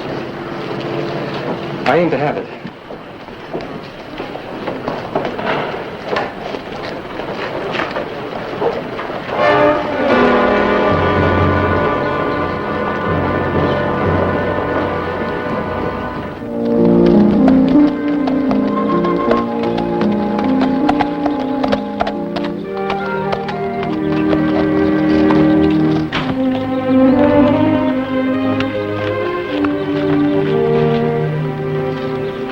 You're Dudley.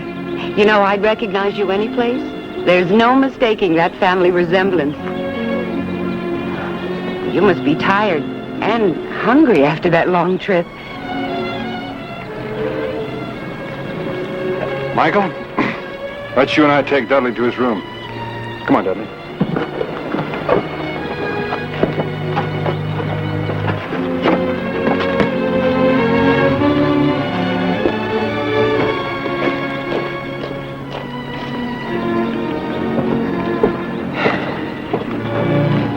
Michael bought this for Dudley, and he threw it away.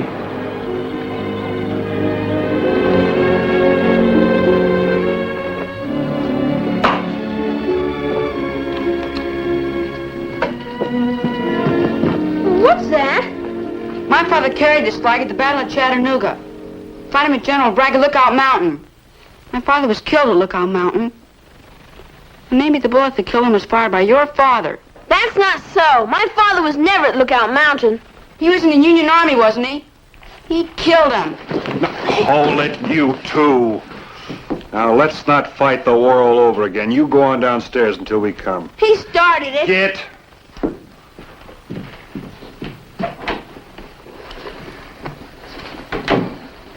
Well, where are we hanging? I think I'd like it over the bed.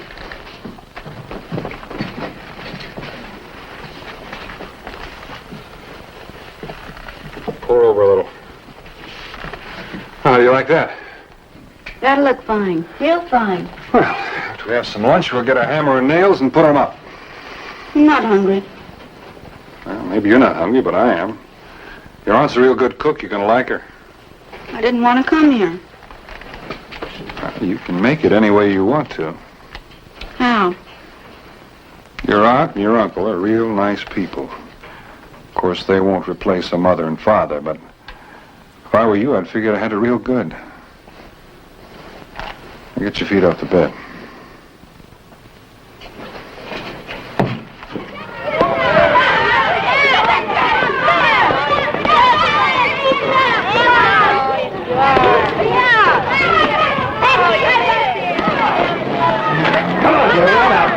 Everybody off, come on.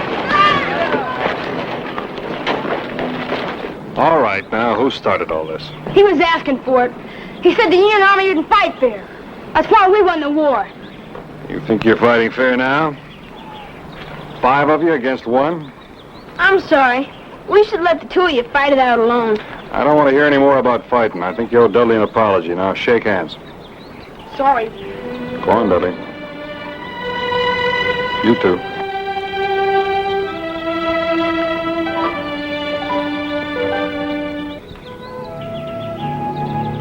Mike.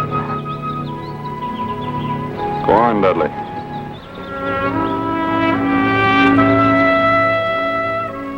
Tom, I'm worried. Dudley? 4 days now, and that boy still hasn't come around. He's fighting and grouching and never a pleasant word. Yes, I know. You know, our house has been turned into a battleground. One small boy against the world. You have no right to say that, Vint. We've done everything we could to make that boy feel welcome. Sometimes when he doesn't know I'm watching, you see, he looks at us as if he could shoot us right on the spot. There's a lot of hate in that little boy. Yeah. Maybe if he had something of his own. Something to love, to take care of. Maybe the hate would go away. Why can't you tell me? Have a little patience, boy. You're sending me away? Nope, not like that.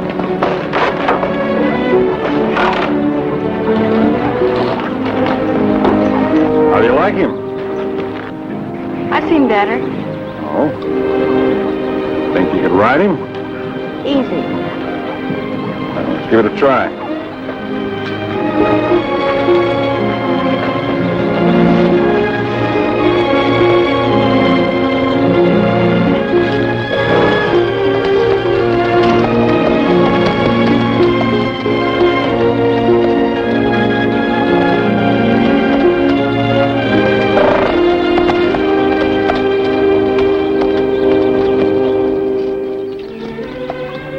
Like I said, it was easy. What are you going to name him? Doesn't he have a name? Yeah, Sunshine, but I figured if you're going to have your own horse, you'd like to name him yourself. My horse? That's right. Your uncle says every boy should have a horse of his own. My uncle said that? That's right, that's what he said. Ask him yourself. I like the name Sunshine just fine.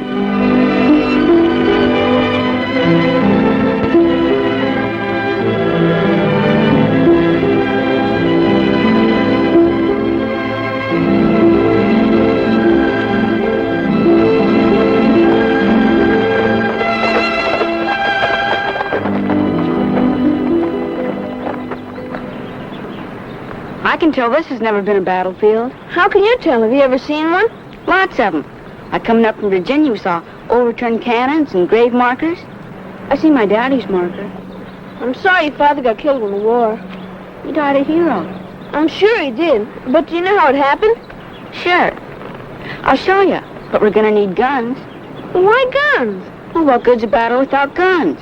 Doesn't your dad have them? Sure, but if I so much as touch him, I'll get hided. I can't tell you about it without guns. Okay, I'll get them.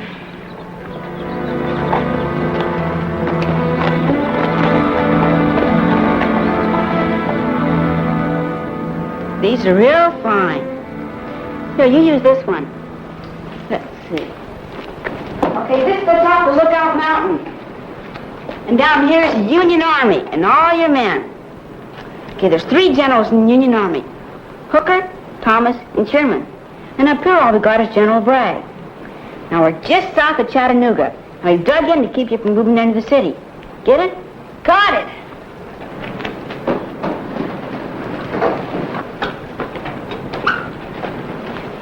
Okay, you'll be General Sherman, and I'll be my daddy. Now, he's in an advanced position defending the mountaintop. Get into position now. All right, the sentry had given warning the Union Army was preparing to attack. So my daddy raised that standard and moved forward. Thousands of men were behind this banner, ready to give their lives to fight off those men down there. Shooting started. Bang! Bang! Bang! Bang! Bang! Okay, charge me.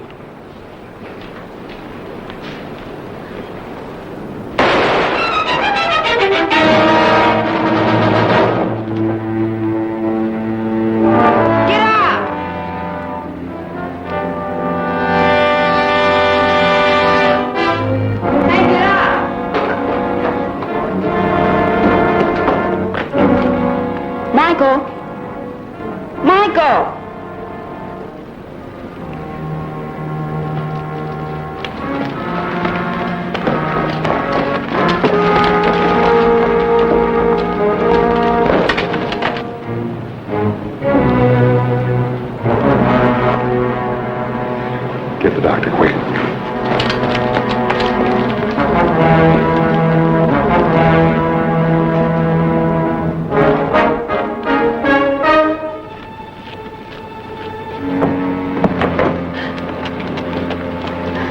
Oh, no, not Michael. Open the door.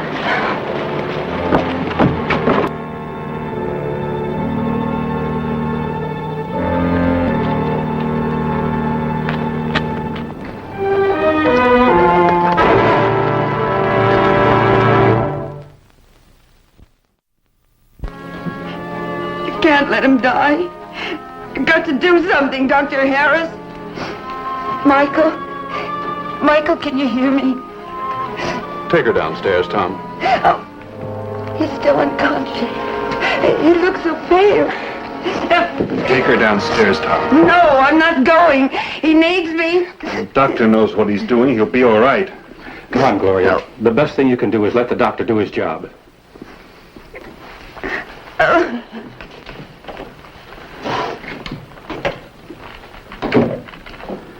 What happened? That's a long story. I'll tell you about it later. How is it? Well, it looks a lot worse than it is. He'll be all right. Good. And if you hadn't brought Dudley here, this never would have happened. Now, Gloria, calm down. You're getting yourself too excited. How can you stand there and be so calm? Michael might die. He's not going to die, Mrs. Higgins. You're just as much to blame as Tom is. If you hadn't given him those guns, you mean he's going to be all right? Yes, ma'am. He's going to be all right. And I didn't give him the guns. Well, then where did they get them? I don't know. I wouldn't go up there if I were you, Mrs. Higgins. Well, then I'm going looking for that Dudley. And when I get my hands on him...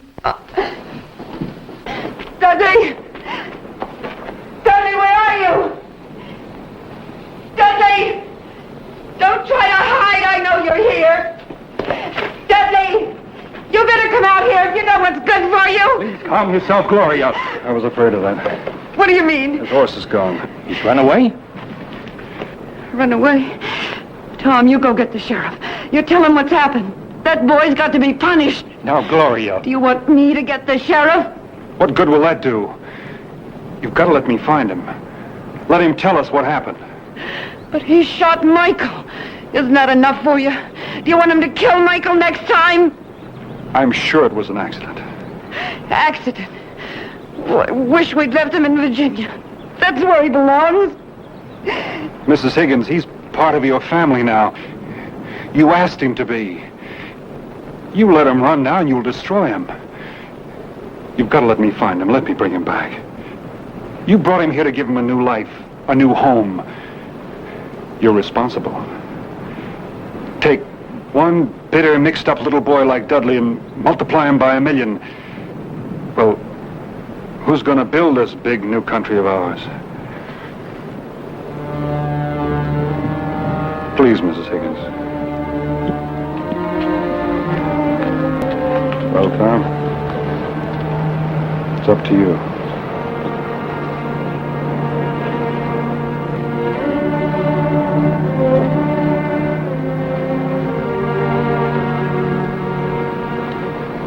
Find the boy. Bring him home.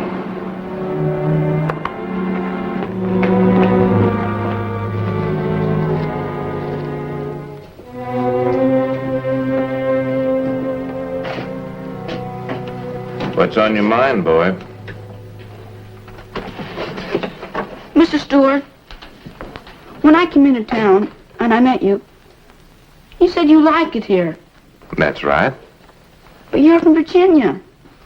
Didn't you like it down there? Sure I did, boy, but that's all in the past. Now I come here to make a new life for myself and my family. Do they like it here? They got to, boy. I don't like it here. Well, you have to give it time. My aunt and uncle, they don't like me. Well, you got to give people time to get used to you, boy. I don't have to wait around to make my mind, Mr. Stewart. When no one likes you, and no one wants you... Now, what makes you say that, Dudley? I know when I'm not wanted. That's why I came to see you.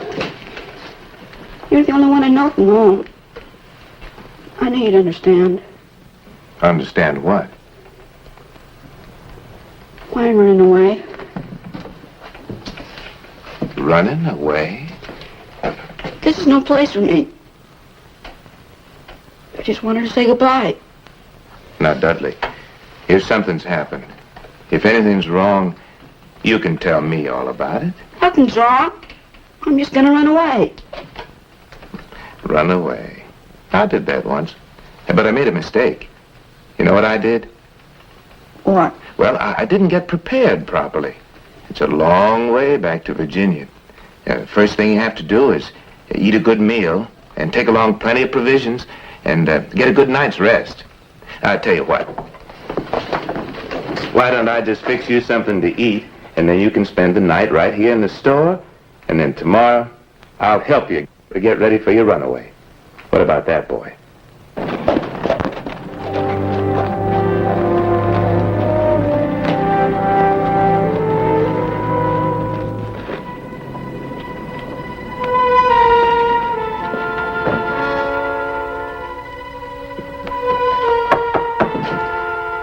Please, don't tell anyone I'm in here. You better hide. Go over there.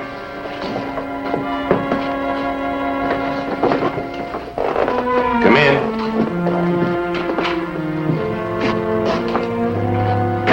Hello, Vint. Hello. Dudley been here? Dudley? Yeah. I thought he might have come by here. Has he been here? Why, what's wrong, Vint? Well, I got a hunch he's running away. I thought he might stop to say goodbye. Well, why would he be running away? Oh, one of those foolish things that kids do. He and Michael were playing with guns, and one of them went off, and Michael got wounded. Oh. I think I'm beginning to understand. Of course, they shouldn't have been playing with the guns in the first place. Now, Bonner, you get out of here. You get on your horse, right off. You leave me be. There's no need for you to run away, son. Your uncle wants you to come home. What about Aunt Gloria? They both want you to come home. I don't believe you. You're trying to trick me. Michael's dead. They know I shot him. No, he's not. He's only wounded, like I said. Stop! Don't take another step. Don't make me shoot you. You're going about it the wrong way. If you really want to learn how to handle a gun, I'll be glad to teach you. But that's not the way, not with both hands. I know how it is, coming to a strange country, new places, new people. Takes a lot of getting used to.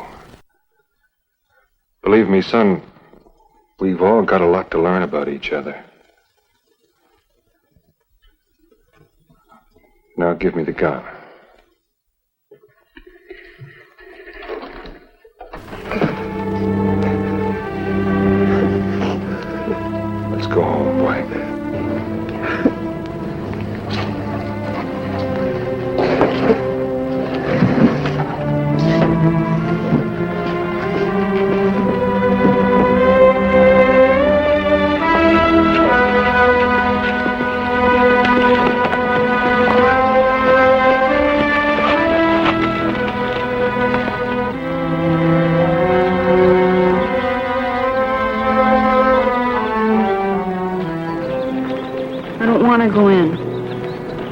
afraid?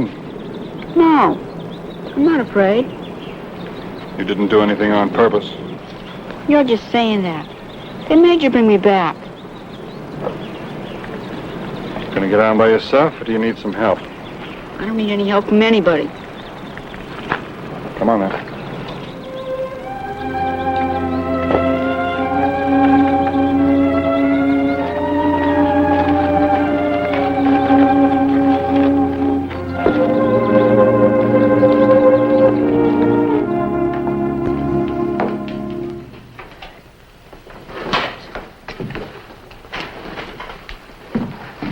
Where have you been?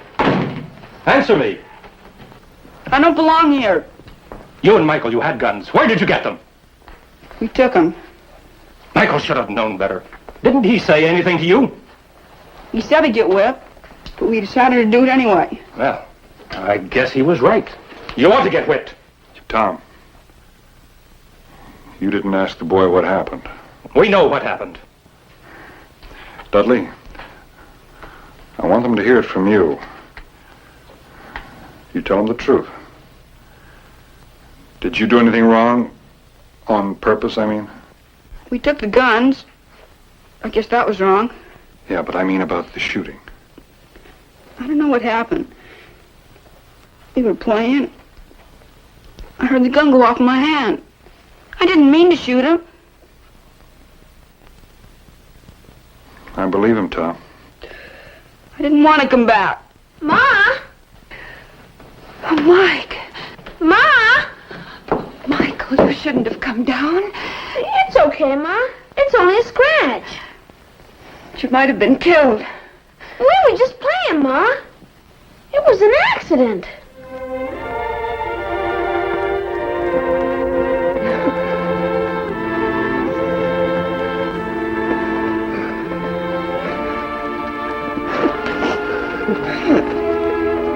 It was an accident. It was an accident. I know now, son. It was an accident.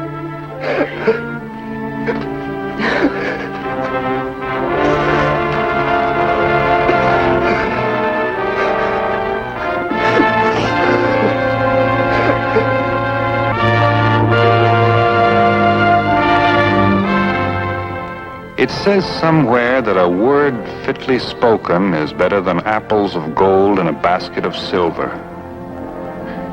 You know, that makes a lot of sense.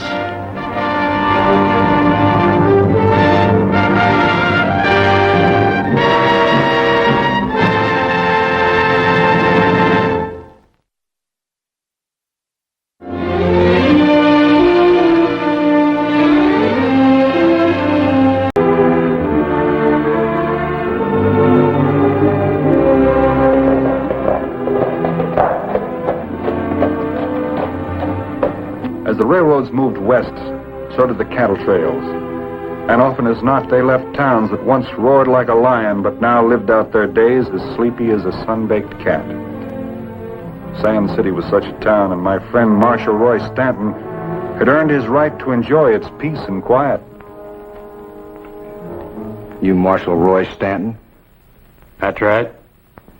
I don't like your town. Get your dirty feet off the table. I might want to use it. Mr. Bardeen wants service. You here? Now get behind the bar where you belong. You say Bardeen? Bardeen of the B-Bar B down in Texas. I hear tell you used to be pretty rough on the B-Bar Bs. There's a crew old Bart Bardeen had. Hey, wait a minute. I bet you're his boy Bud he used to talk about. He's Mr. Bardeen to you, old man. Tell him, Bud. My dad said this is one town that couldn't be treed. I don't believe that. Now I'm going to tell you the same thing I used to tell your daddy. You have your fun, but don't shove.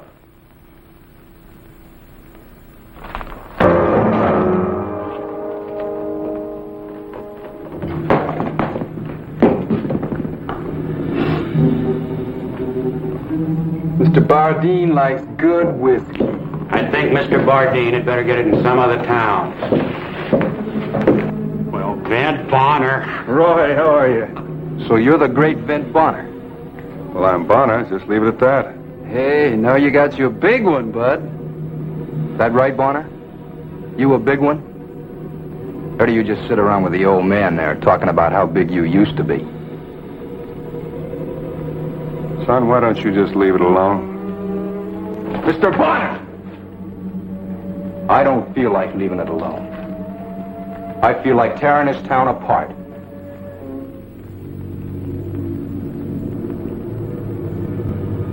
I'll buy you boys a drink. Maybe you'll feel better. I'll handle it.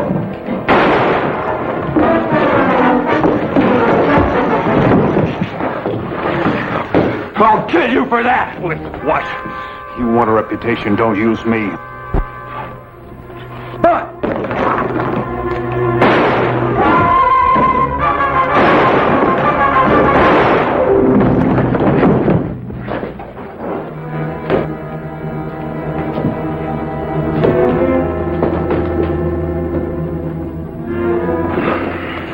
I'm not going to be using this shoulder for a while. You say you knew the boy's father, huh? Yeah, he was a big man. He was tough, quiet. He was honest, though. Ben, I'm worried about that kid with Bud. He's going to beat it straight back to Bardeen. He's going to lie about this killing to save his own hide. They're going to be looking for you. I got a right to explain how it happened. Ben, you can't just tell a man his son has to be killed. Not until he's had time to think. Yeah, maybe you're right. I'll play it your way. Best, man. I'll let you know where I am in case they want me.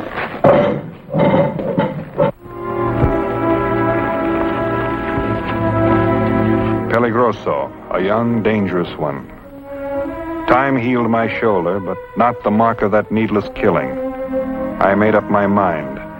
I picked up Bud's things Art had been holding and started the long ride south. The B-Bar B had been a big and important spread, but it looked as though time had changed that, too.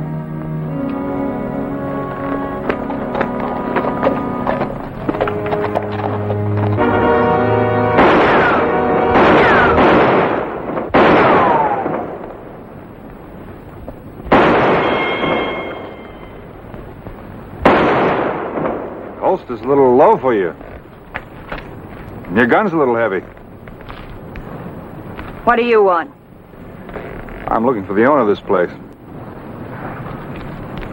You found me. Oh, well, I heard you were taking on hands. Another gunman, huh? There's been a dozen like you around here since the word got out. Well, I'm afraid you got me wrong, miss.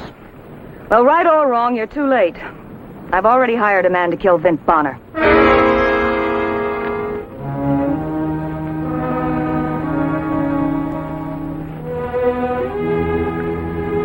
No Bardeen ever sent a man away hungry. Go on around to the bunkhouse and wash up. Thank you. What'd you say your name was? Well, I didn't say, but... Will Jones do? All right, Jones. Thank you.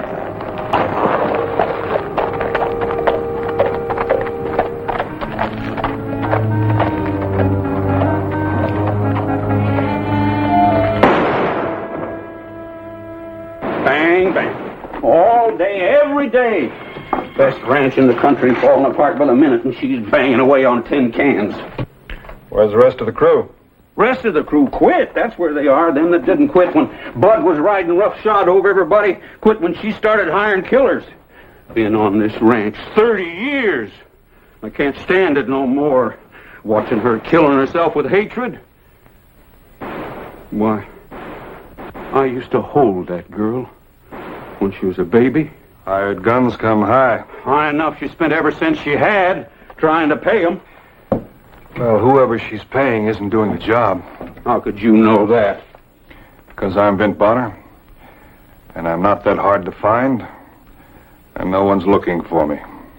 That's a poor joke, friend. Take a look in that bedroll. Bud's gun's in there. Some of his other things.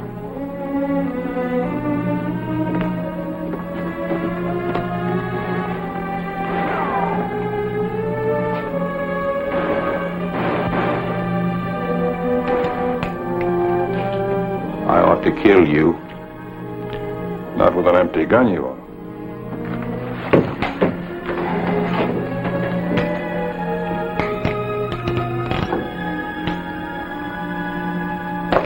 You knew it was empty. How come you're so all-fired anxious to take it away from me? I don't like a gun pointed at me, even an empty one. When Bud held it, it wasn't empty. Well, Jones, I don't know what to think. All I heard around here for 3 months is Vint Bonner, Vint Bonner, Vint Bonner. Oh, how come you throwed that name at me? Because that's my name. If you was Vint Bonner, what would you be doing here? Maybe trying to prove that I didn't kill a boy in cold blood. Won't do you no good. Not with her, anyway. But with you? Ever raise a colt? Looked like he was going to be the best gall-daring cow horse in the whole country. In spite of anything he could do, he turned out to be a killer. That was Bud. He wasn't no good, I know that. I think maybe Laurie knows it too, but if she admits it, it's like admitting she failed at something she had to do. Another killing isn't going to cure anything. Well, maybe it won't cure it, but it's like taking a pill to keep you going. You hadn't killed him, somebody else had had to do it. It's just that he wasn't worth what he's done to Laurie. Look, Fisher, I took something away. I didn't mean it that way. It just turned out. But I'd like to try and put something back. Well, reckon I can understand that. You know, this isn't a bad ranch. Bad? Why, if the proper man was to pitch in here, there's cattle left, if a man was to round them up. And I ain't never seen a fence yet couldn't be fixed. I've seen 20 men in this bunkhouse in the old days, and I've been up that cattle trail a dozen times myself. Why, I know Sand City. Oh, that's the place it happened, ain't it? Say there was a young fellow with him. Oh, Collie Smith. Yeah. Why, he come back here and told Laurie that you shot Bud in the back just to get a notch on your gun. Almost came out the other way around. Where is this collie? Well, she sent him with this gunman, Craig, his name was. You know him? Well, Collie was supposed to identify you, and then he was supposed to see that you was really dead when this Craig come back here to collect his final payment. Gives a man a funny feeling to be talking about his own funeral. Oh, well, yeah, I guess it does at that. Oh, Laurie. Laurie, I've been talking with Mr. Jones here, and, well, he's kind of down on his luck and sure could use a job. Can't pay anything, you know that. Wasn't thinking about money. I was more interested in a place to bed down and some steady chuck. Maybe if we had some help, we could still ship a few cows. Try it a few days if you want.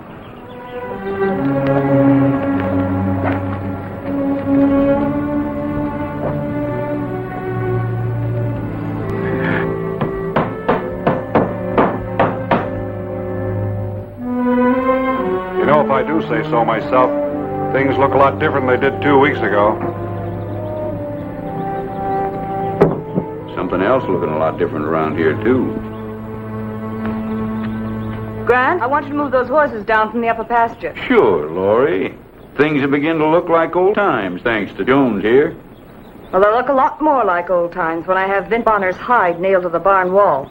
Oh, honey, I know you think you're doing what your daddy'd want you to do, but... Go get those horses, Grant. Yeah.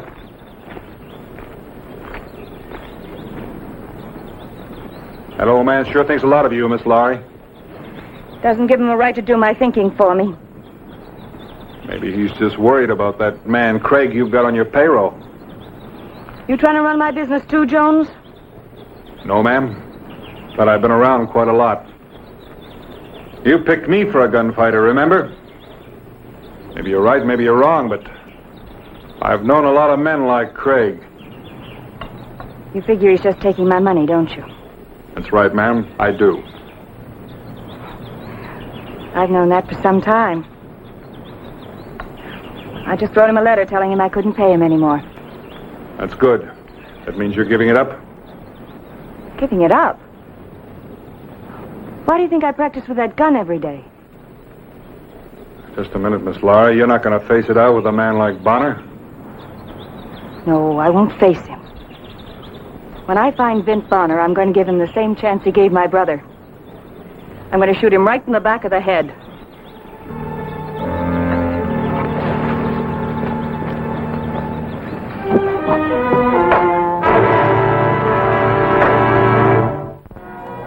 I stayed on doing what I could, but I knew it couldn't last forever.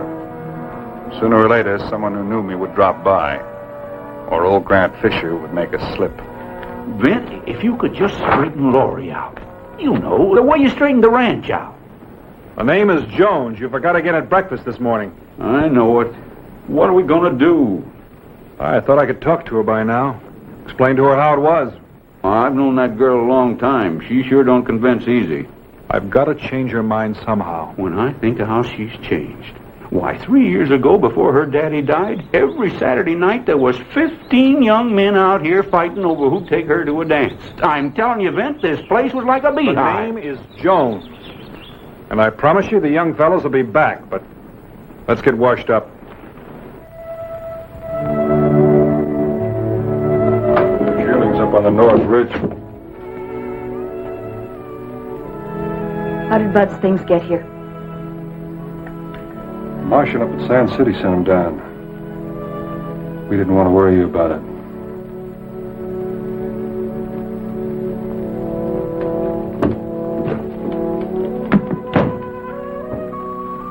All right, I'd like to talk to you.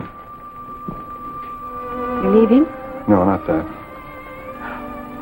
I'm glad, Jones. I know it hasn't been very pleasant. You've had a lot on your mind. For a long time. Dad's long illness. And Bud.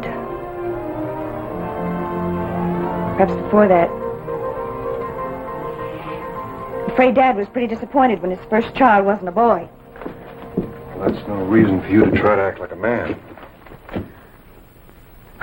There wasn't much choice.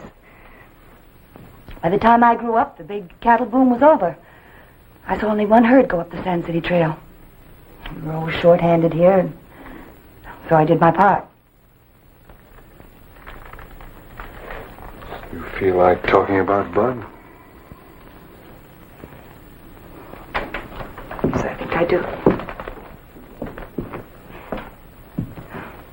Seeing these things here. Oh, Jones, I want so much to think he tried. Grant said he had a wild streak.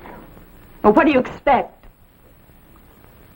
My father fought for every inch of this land. He had the wildest crew on the trail. That's all Bud ever heard. He worshipped his father. He was just trying to be like Dad, that's all. Times change, Laurie. What's acceptable in one time isn't in another. Well, murder never is. That's why I hate Bud's killing so. One more chance. Just one more chance and he might have straightened out. Why does a boy like Bud have to die? A killer like Vint Bonner goes on living. Well, you never can tell. This Bonner may feel just as sorry about the killing as you do. I'd expect you to say that, Jones. Because you believe it? No. No. Because you're good and kind. You always look for the best in people. Even in a killer like Bonner. There's a lot of good in the world, Laurie. In your world, maybe. But don't invite me to live in it. Because I don't believe it.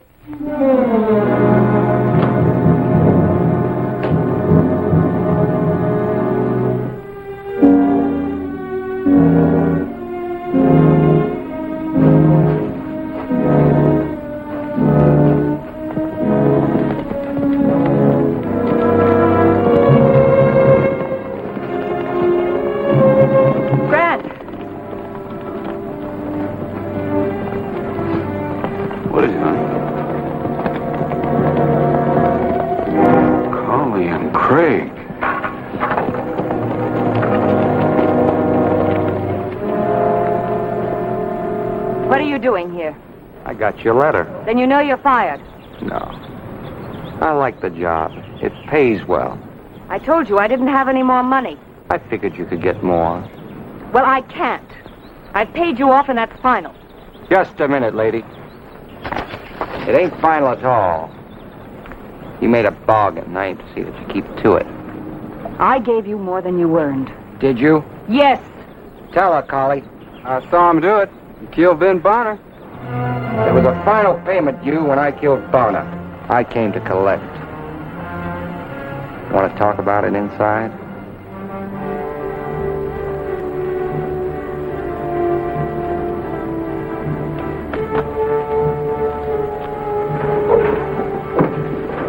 You're lying, Collie. You lied about the way Ben Bonner killed Bud, and you're lying again now. Well, Emma, you better prove it. She sent me with Craig to make sure he did the job, and I made sure. Now, get her.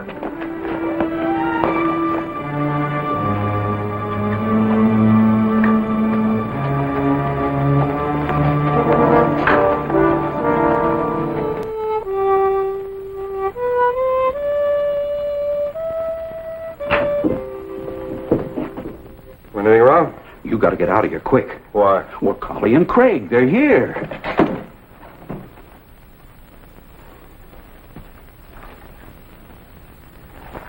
Maybe it's just as well. You don't understand. He's come to collect. But she said she paid him off. The final payment. He claims he killed you. You stay here. I told you I didn't have it. You got a ranch. That'll do. That's what you were planning all along, isn't it? That's right. No. You look. When you play a man's game, you play by man's rules. You made a deal and you're going to stick to it. You get a dead man, I get a ranch. You're wrong, Craig. Twice. What's your part in this? A big one. I'm Ben Bonner.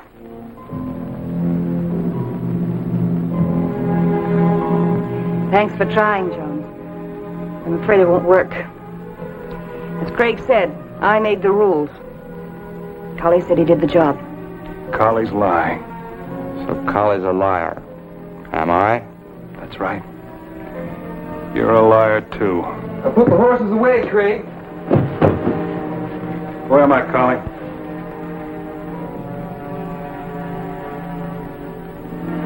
So, you're Vint Bonner. That's right. It makes you a liar and a thief. Now get out. Now, you wait a minute. We were talking business here. Your business is over. I don't see it that way. I had it figured to make some easy money without killing you, Bonner. You should have left it that way. I told you to get out. It looks like I'm going to have to take this ranch fair and square.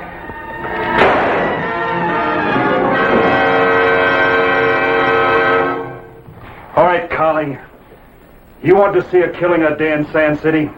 Now it's your turn. No, Mr. Bonner, not me, please. Go ahead, Collie. I'll make you the same deal I made Craig. No, Laurie, you got it all wrong. I lied to you. It wasn't the way I said. He didn't shoot Bud in the back. And it was your fault, wasn't it, Collie? You gave him the gun. I shot your brother. After he'd shot an old man and shot me in the back. I didn't want to tell you this way. But maybe it's the only way that'll work. Your brother was a rotten, no-good kid, just like this one. They were two of a kind, and you knew it. When you admit that, you'll start to live again. If you refuse to admit it, well, here's a gun. Use it. It's the only way out.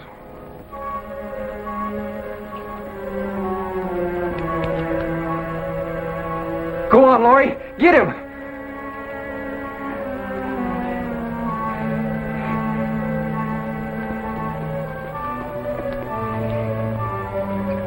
Get out.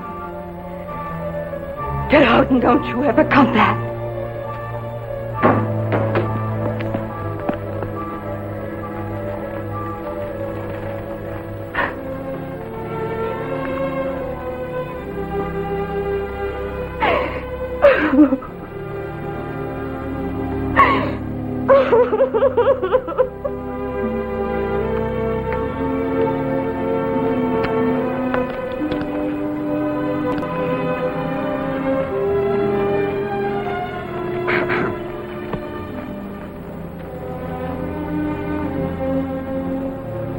truth isn't always easy to face, Mr. Bonner. Nor easy to say. I just wanted you to know that you're right. But I couldn't give up hope. And I didn't while Bud was alive. But after he was gone, I had to cling to something. I can understand that. I know I don't have the right to ask you, but...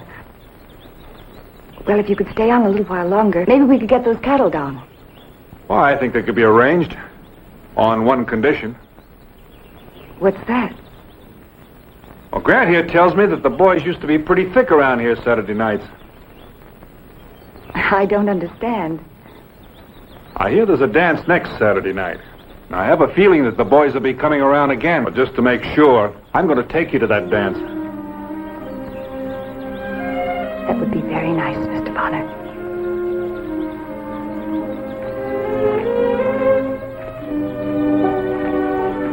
Now, if she'll just quit trying to be a man and remember she's a woman. Oh, I don't think you'll have to worry about that anymore.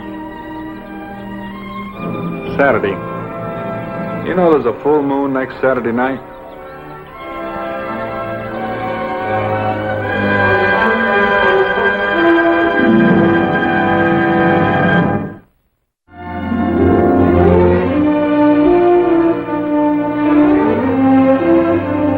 Bob Jefferson, whom I'd worked with when he surveyed the railroad route through Gorson Pass, had asked me to look in on Father Luke at Santa Rosa Mission. Said he wanted to talk to me. I couldn't figure out how he knew me in the first place, and since I hadn't had much to do with priests, I was a little nervous.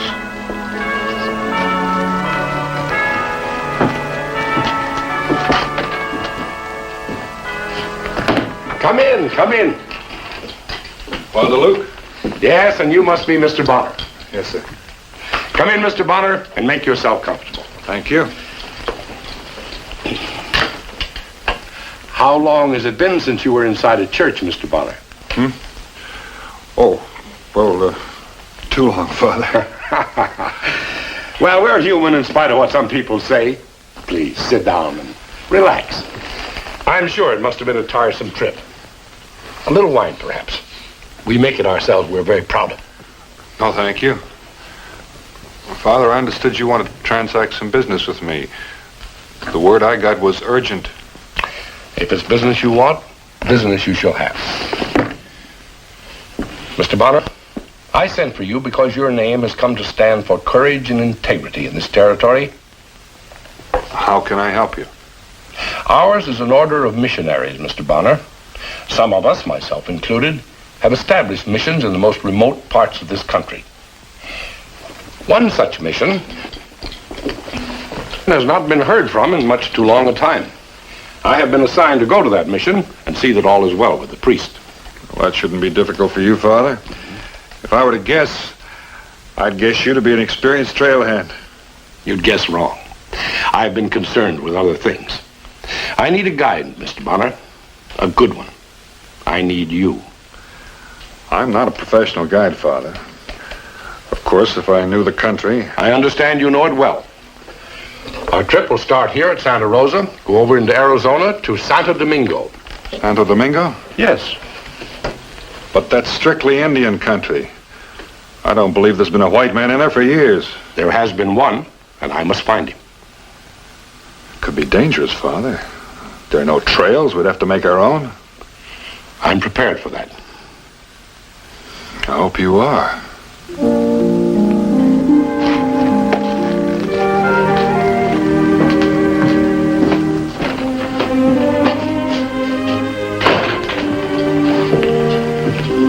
Well, the tally checks out just fine, Father. You've bought enough beans and meal to supply a whole army. That's an interesting comparison. I don't suppose you'd be willing to consider changing your mind. I put it off much too long already. There'll be no more delays. That about sums it up. We're ready to move. Oh, Mr. Bonner, there is something else that I should tell you. What's that? The supplies on that wagon are not just for the two of us. There will be others on the trip. That's a welcome surprise to me, Father. We can use a couple of good hands on country like that. No, I'm afraid you don't quite understand.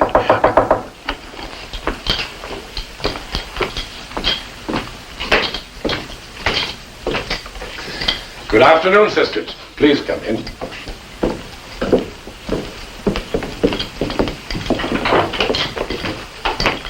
Mr. Bonner, Sister Marquette, and Sister Teresa.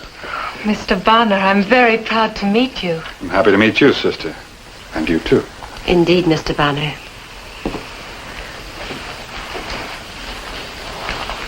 Father, I'm anxious to meet our passengers. You just have.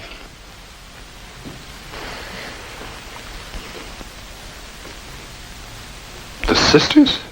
That's correct, Mr. Bonner. They are nurses as well as teachers. We are told that the Indian women and children are badly in need of such care. They've been in need of such care for centuries. A little while longer won't make any difference. A little while longer will bring snow, and that will mean the delay of another year. Those Indians are hunting scalps, not reading and writing. I don't hand out the assignments. I just accept them. Father, it was bad enough to hope that you and I could make it alone. With these women along, we don't stand a chance. You are a man of very little faith, Mr. Bonner. I know the country better than you, Father. You may know the country. Excuse me, Father. May I have a word?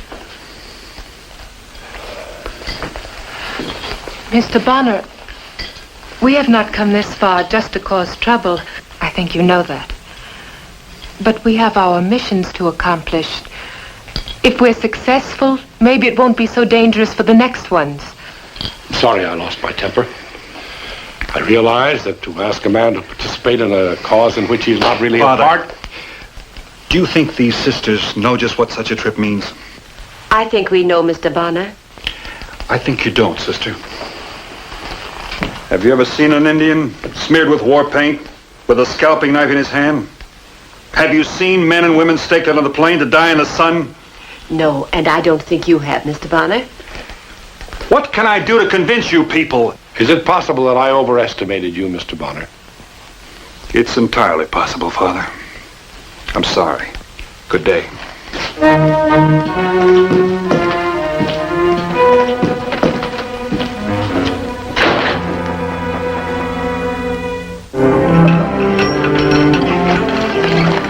Just a minute, sisters.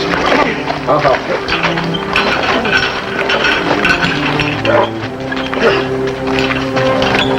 Here, sister, let me help you. There you are, Father. Good morning, Mr. Bonner. You know, I still couldn't believe that you intended to make this trip. Oh, there's one more thing. If you'll give me a hand, it'll only take a minute. Then you can be on your way and we'll be on ours, huh?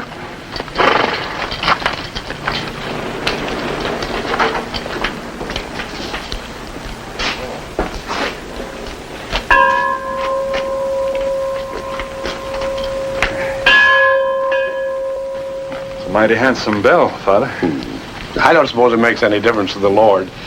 But a mission doesn't seem complete to me without a bell. Or a priest? Sun's getting high, Mr. Bonner. The sisters and I should be hitting the trail. Hold it, Father. If I can't talk you out of this trip, well, least I can do is go along with you.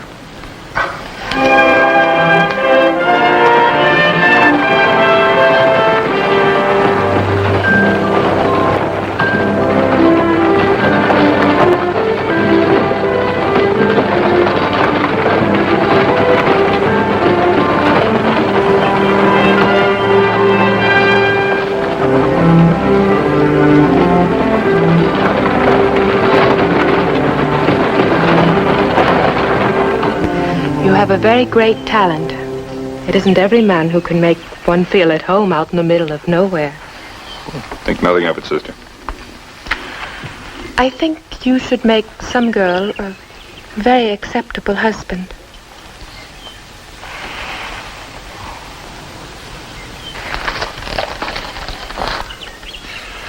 Coming from Sister Teresa, I would consider that a compliment of the greatest proportion. Father, maybe you can tell me something. Why is it that women, all of them, always want to talk about marriage. I would hardly consider that a basis for complaint, Mr. Bonner.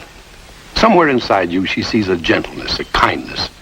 Like every other young woman, she doesn't want to see it go to waste. But she's a nun. And she's a woman, Mr. Bonner.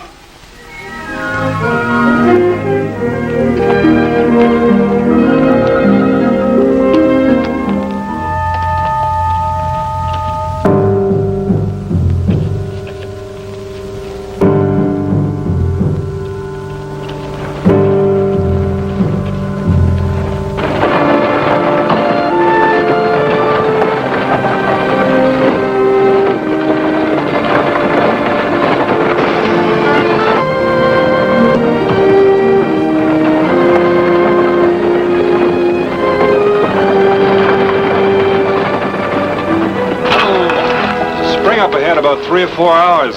We just as well stay there for the night. It's as good a place as any among these bluffs.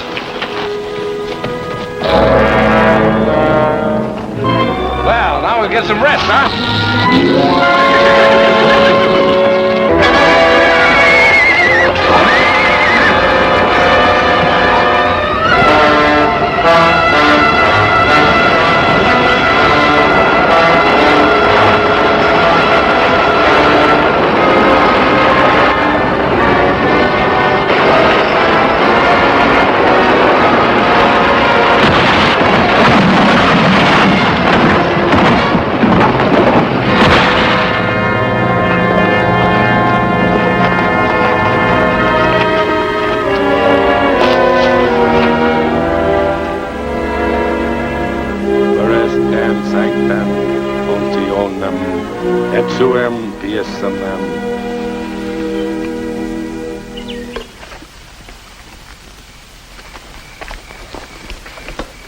Thank you. Thank you, sister. You do wonders with these dried beans, Sister Teresa. It's a simple formula, Father. A cup of beans, a little luck, and 2 very hungry men who would eat anything after 4 weeks on the trail.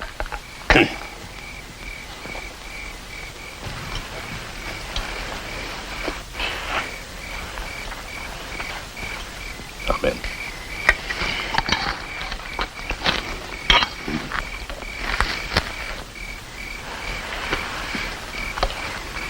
I've got a favor to ask, Father.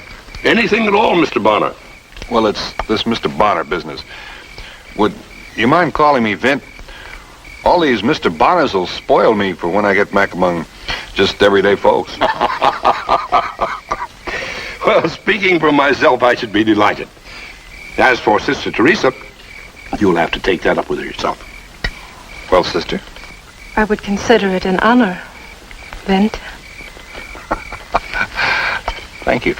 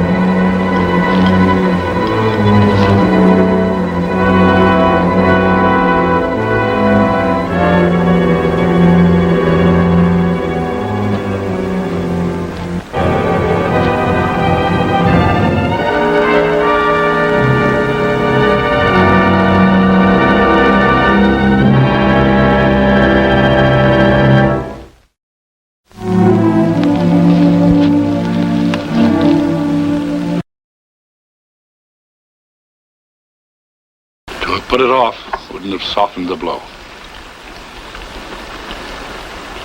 It looks like you've come a long way for nothing.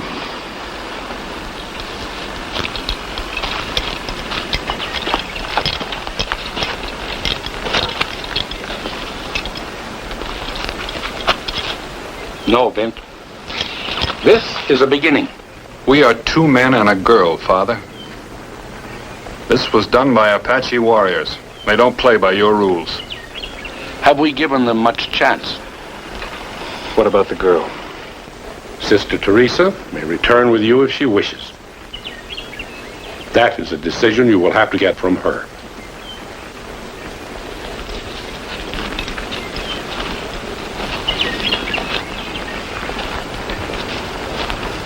Sister, we've come far into dangerous country. The Indians raided the mission once. They can do it again. If you wish, I'll take you back to your convent. I know that you're only thinking of us. But what you see around you is not the product of defeat. It's more a reminder of all the work there is to be done. If I am to help, I must be where I am needed. To do a man's work? God's work.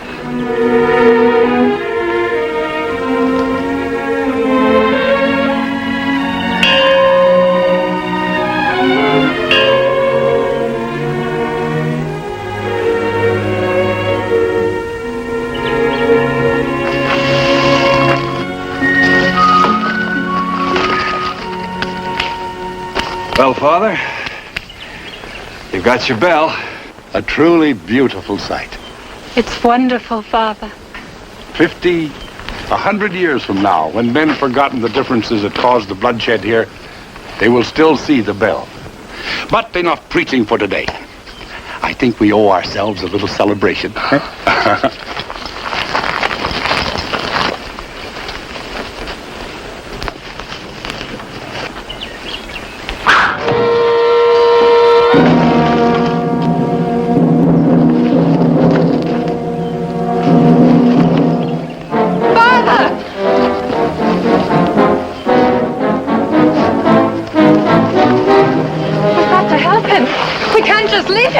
To help him.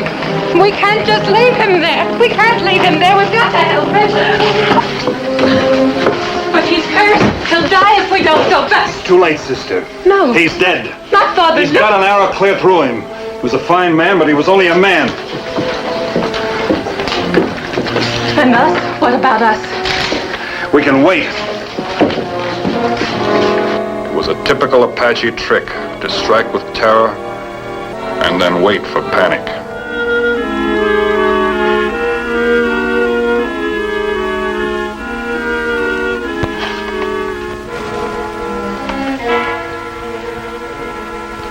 Anything? I can't figure it out. They should have rushed us by now. She was frightened, I think, but she didn't show it. She had real courage.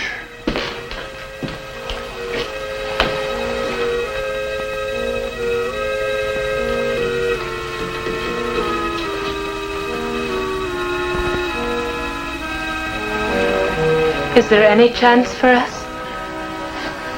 Some, maybe.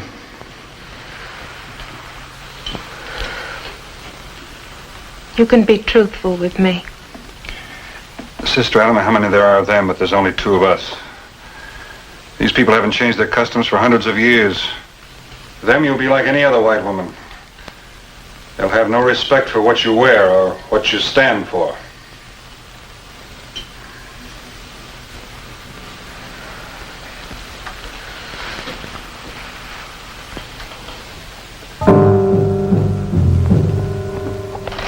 This could be it.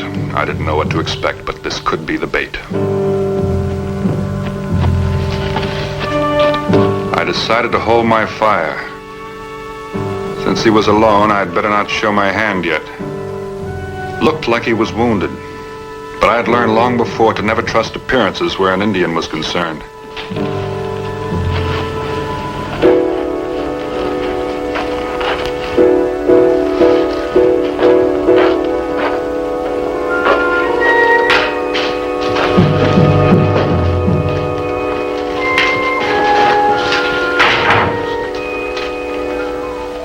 Flowered shirt meant he could be a chief's son. He was hurt all right. Looked like he'd taken a bad fall.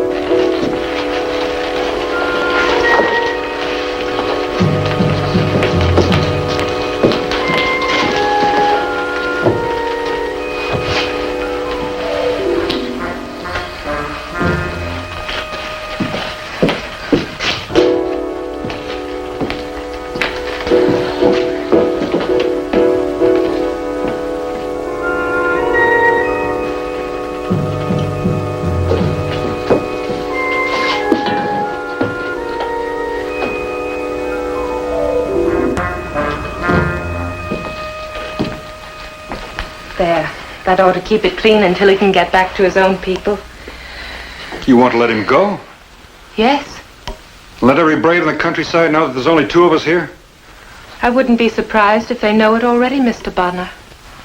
He's only a boy. I want you to let him go. For the life of me, I cannot say why. But I did as she said.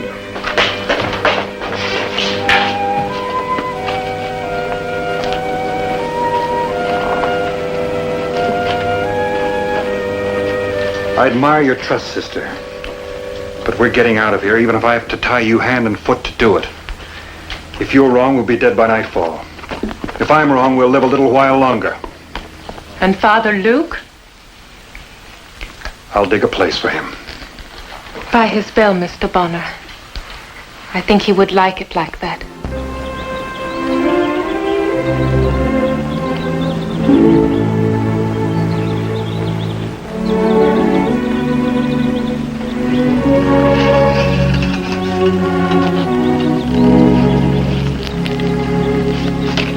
This was borrowed time, all of it.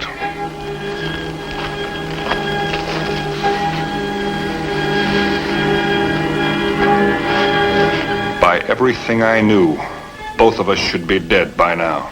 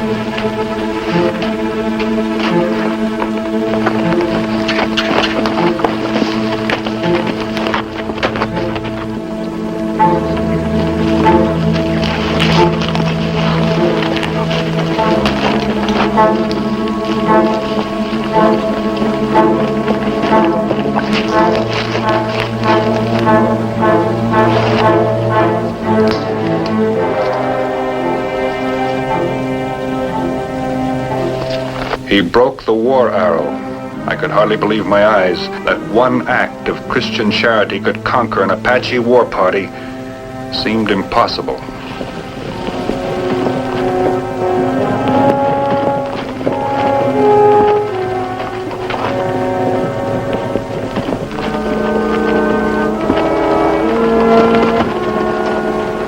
Buffalo hides, blankets, each brought a peace offering.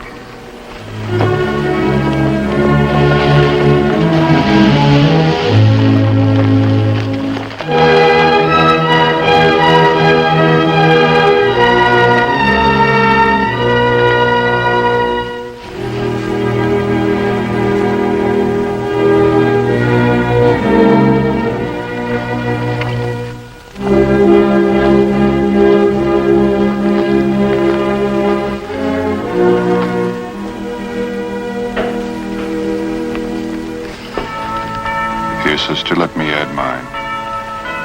Vint, I already have much more than I can ever spend. Someday you'll have need of it.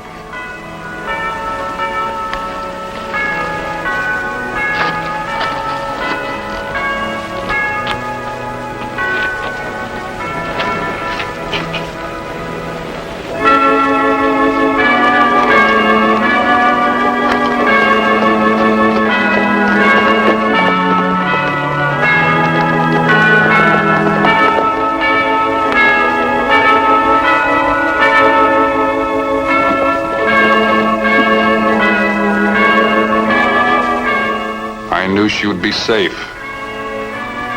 It says in the book that faith can move mountains. It seems more important to me that it can move people.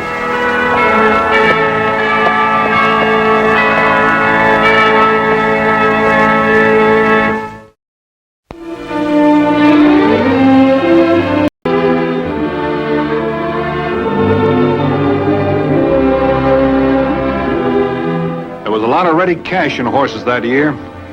You rounded up a wild herd, broke them, hired some hands to haze them to market. All it cost you was the men's wages and a lot of long, hard days and a lot of short, weary nights. One man who made money that year was Olaf Berlin. For the first time in the 6 years I'd known him, Olaf was paying wages instead of drawing them. Vint, how much you figure I'm going to get off these horses after I pay you fellas off? Olaf, I must have told you that a dozen times. You ought to know it by heart now. $3,000. Maybe a little more, a little less. Anyway, enough to get you home. $3,000. Man, that'll sure go a long way in Minnesota. Go quite a distance right here in Arizona, oh.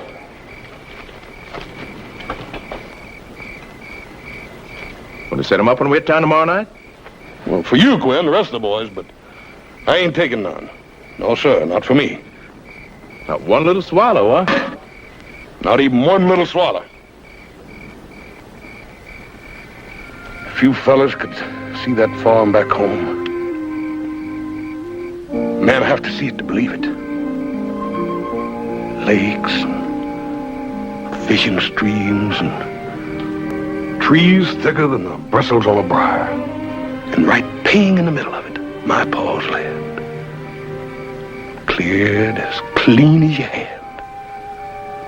The wheat waving.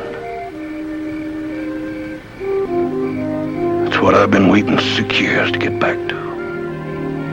Saving my wages every year and blowing him on a party the first time he hit town. Not this time, Vint. It's gonna be different. It's gotta be different. Yeah, how come? My pa hurt his back this spring. I gotta go back and help him on the farm. Hired man's let the whole place go to pot. You know how hired men are. I know how this hired man is, thirsty.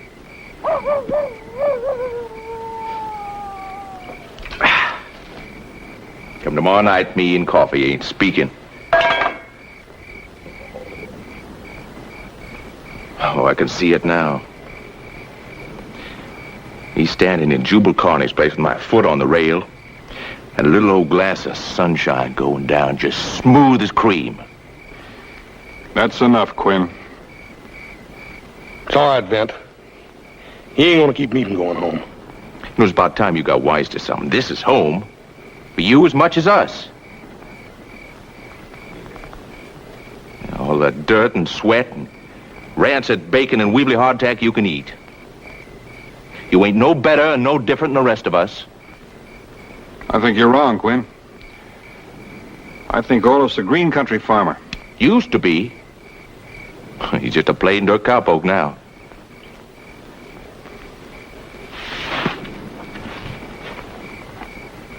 Besides, ain't he a pretty big boy to be needing you as a wet nurse? I hope that was an accident, Quinn.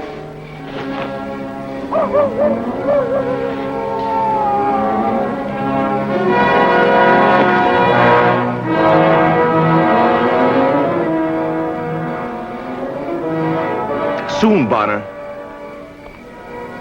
Real soon.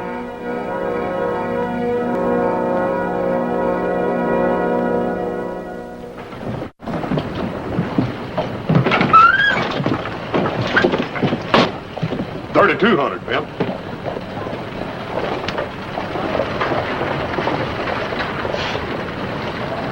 Here, Bill, pay them off. I ain't much of a bookkeeper.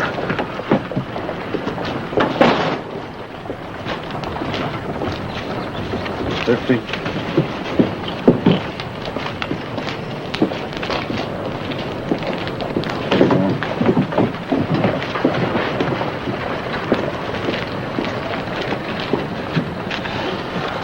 Still going to set him up for us, so?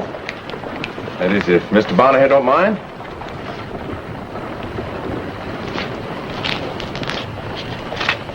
That'll cover it.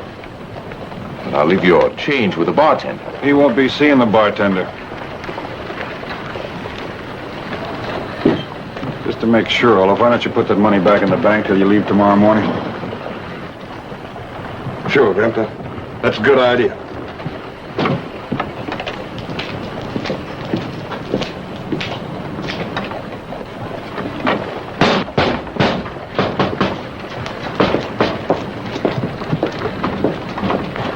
That won't do any good.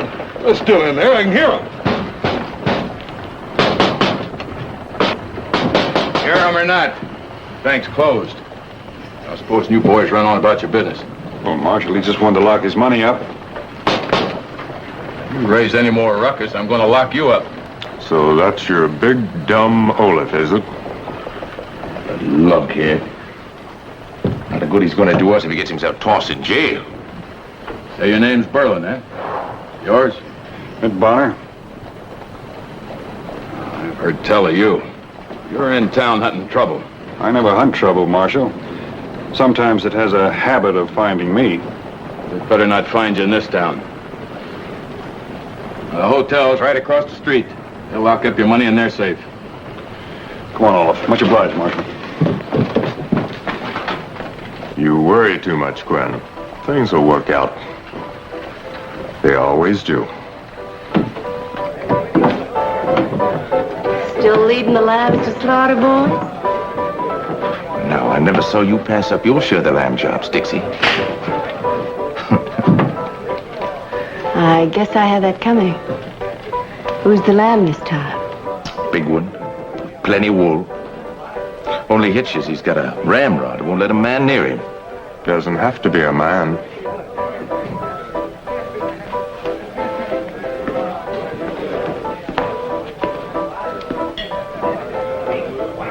All right. What do you want me to do? Like you didn't know.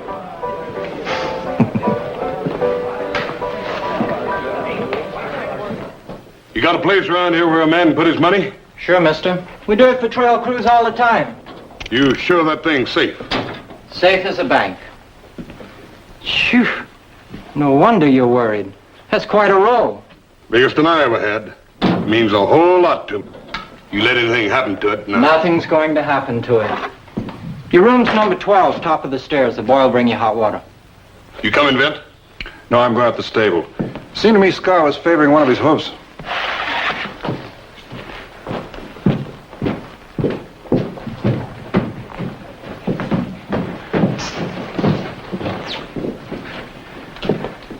And don't give him $1 of it unless I say so. Why not? It's his, isn't it? Yeah, but it wouldn't be if it was in his pocket. You mean there's those that would try to separate him from it? That's the idea. Whatever you say, mister.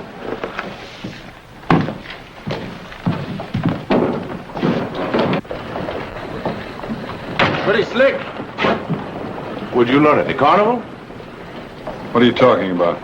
Well, you short counted me. You got $50. 5 tens, just like all the rest of us. 5 tens, huh? 4 tens. Fixed to look like 5. I'll say it again. You got the same as all the rest of us. Yeah, only 10 of my 50s in your pocket, and I'm having it.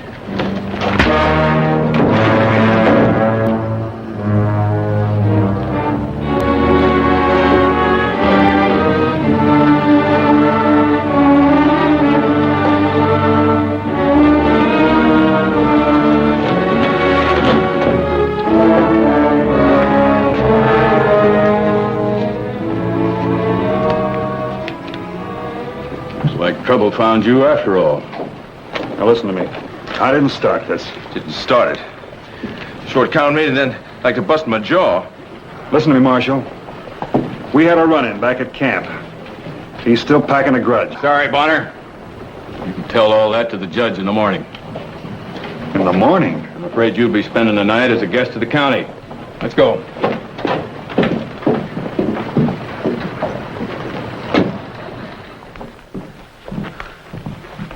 Mr. Bonner back yet? No, sir, he isn't.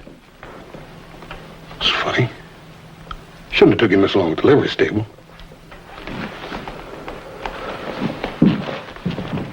Oh. Oh, hi, Quinn. You seen Vint? Well, no, I thought it was with you. Oh, he went down to the livery stable and ain't got back yet. Well, maybe he's over in the saloon. Him? After telling me to stay out? Well, maybe you don't know Bonner like you think you do. If he's such a good friend of yours, how come he run out on you? Run out on me? Oh, he didn't do no such thing. He's out here. Just over there having a little glass of cheer on the sly, maybe. Oh, what do you care? He wants to get himself in trouble, that's his lookout. Trouble? Oh, now I hear how he cuts loose when he gets too many under his belt. Whew. You mean Vint? I don't believe it. Still, maybe I ought to check up. Wouldn't hurt none. I'll walk over with you. Come on. You can take it. Come on, you're stronger. Come on. There you go.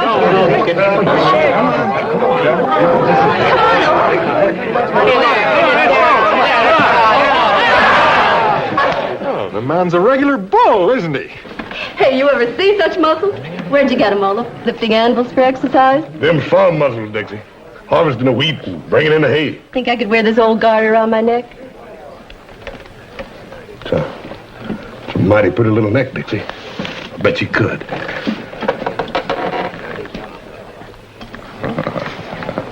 Just like a necklace. Wish it was diamonds. How come you only wear one? Well, others around my money. What money? You haven't stood a treat all evening. That's right, Olaf. Till now, the party's been on us. You know why I ain't spending. I gotta save my money for my farm. Besides, when I start buying drinks for the house... It's kind of customary, Olaf. Oh, stop bothering him and go find yourself another friend. Chances are he hasn't got any money anyway. I got plenty of money. Only...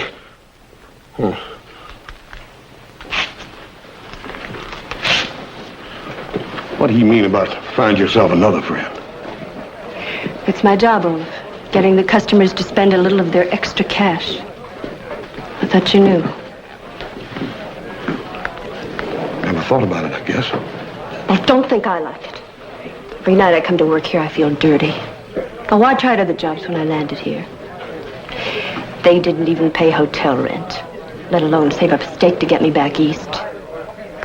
Back east? Ohio. I better do what Carney says before he decides to fire me. Not while I'm here to look after you. You're gonna stay right here till I get back.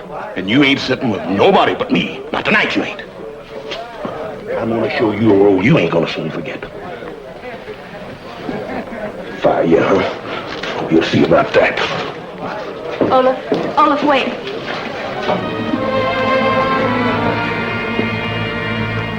Hold my money. Mr. Bonner said... I want my money now. You understand me now? But Mr. Bonner said... I know, but I said I want my money. He said not to give it to you.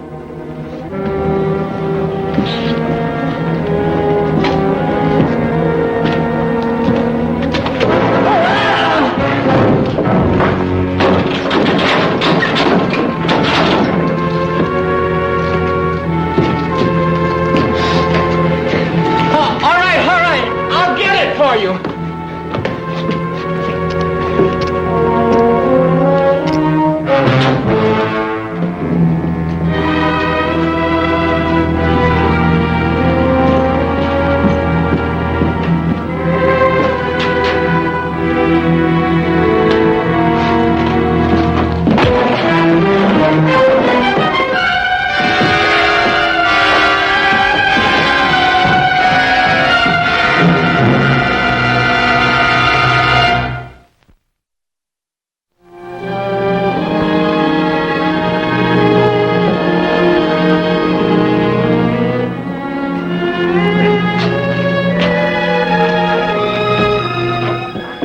Marshal, will you let me out of here? I'll pay Quinn the $10. Oh, can't let you out after you're entered on the books. But if I don't keep a check rein on Olaf, he's liable to... I don't see why you have to. You locked up his money like you said. Yes, I know. Well, then there's nothing to worry about.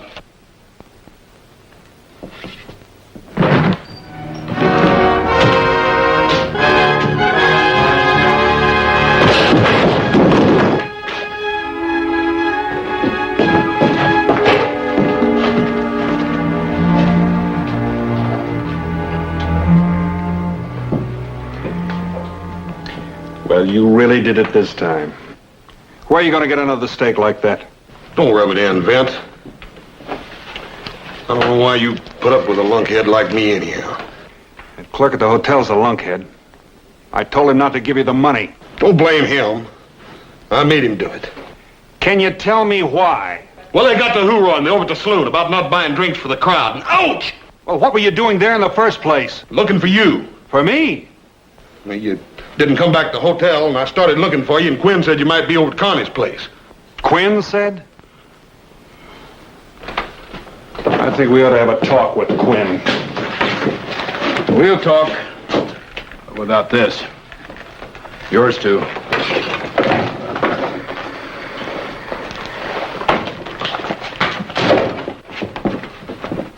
Well, I'm afraid you got the wrong bull by the horns, Marshal. Why, Oaf's my friend. Why would I slug him? For his money.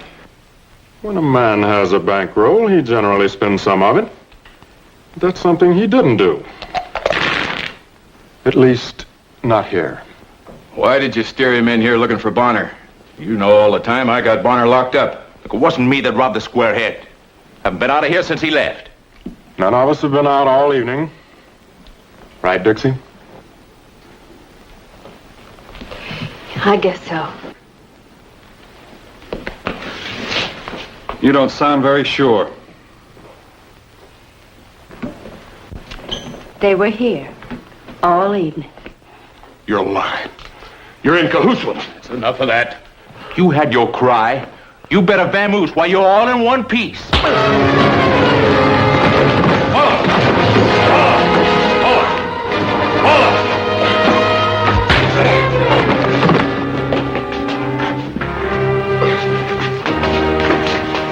I'm sorry I had to do that, Olaf. You're sorry. Why didn't you swing on the ones that robbed me? You ain't even searched them yet. Go ahead if you think we got his bankroll. It's up to you, Marshal. But let me tell you something. I'm not used to having my place wrecked and being called a thief all in one evening. All right. Go ahead. Get it off your mind. If they had it, it's buried too deep for us to find it. You mean you're gonna let him get away with it? Well, I ain't. You better lock him up for his own good. Lock me up?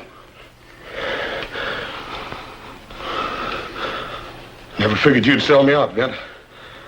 Always figured you for a friend. Come on, things will look a lot better in the morning.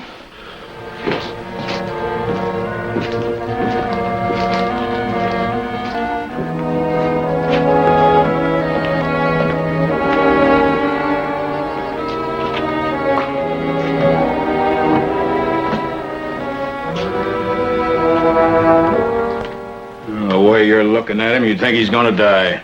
He won't. The question is, what are you going to do about it? What can I do?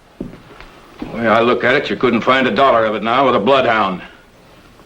Bonner, I just can't go up and down that street out there going through people's pockets. When a man wears a badge, he's got rules. Well, I don't wear a badge, and I've got one little hunch.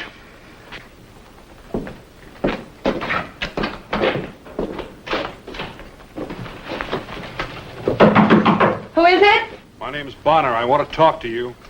You talk to me in the morning. I'll talk to you now. Just a minute.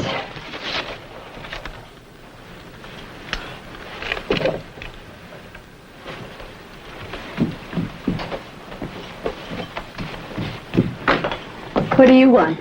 Almost $3,000. The pay isn't that good at Carney's place, mister. Besides, there were other girls there tonight. Why pick on me? You were with Olaf. I'm not fooling, mister. You've got no business going through my things. Put it back. Pay must be pretty good at Kearney's. One night's work? Too many nights' work. All right, get out.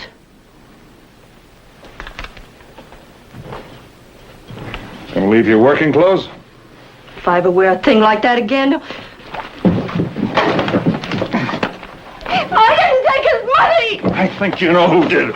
Was it Carney? Quinn? Both of them? Leave me alone! I'll leave you alone when you tell me what I want to know.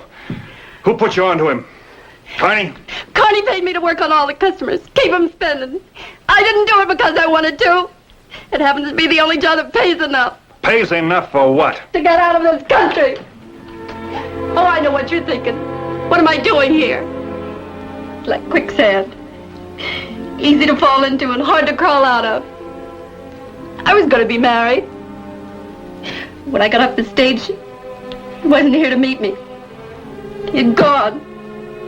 Do you know what it is to be scared, giant and homesick? I know how Olaf feels about Minnesota. To me, it's Ohio. A little farm on the bank of the river. Close enough to hear the steamboats pass. The flowers in summer, bright as that dress I wear at Carney's. Don't you see I've got to get out of here? Can't you understand? Olaf had a chance to get out, too. First time in 6 years. Now he won't make it. You will. He won't.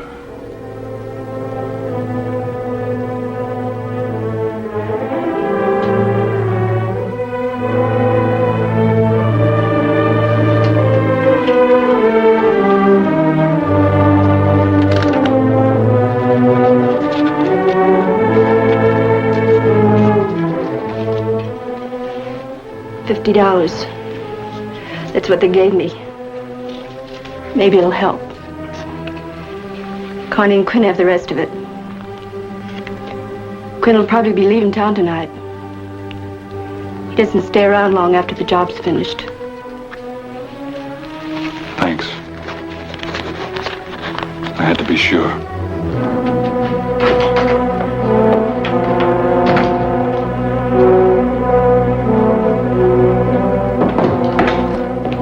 I just had a talk with Dixie. Have to do something about that young lady. She talks too much. Have to do something about him so he won't. I don't know whether I'll get Olaf's money back or not. But I'm going to take care of you two, Sharks. Make it easier on the next poor devil that comes down the line. Remember back at camp, Bonner? I said soon. Well, this is it.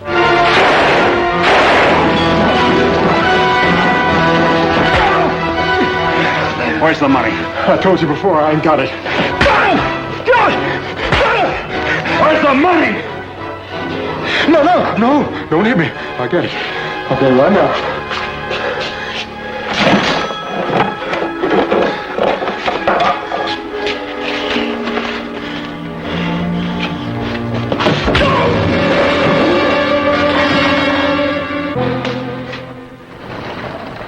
Thank you, Marshal.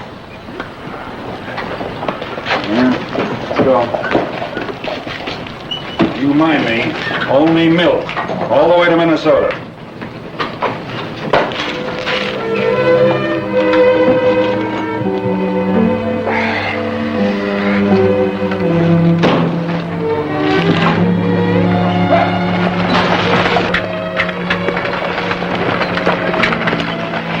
Don't worry, Mr. Berlin.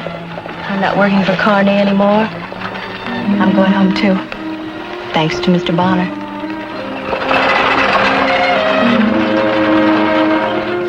He's a fine friend. An awful fine friend. Wonder if he's got any place to go home to. Like me and you, I mean. Mighty lucky. Both of them.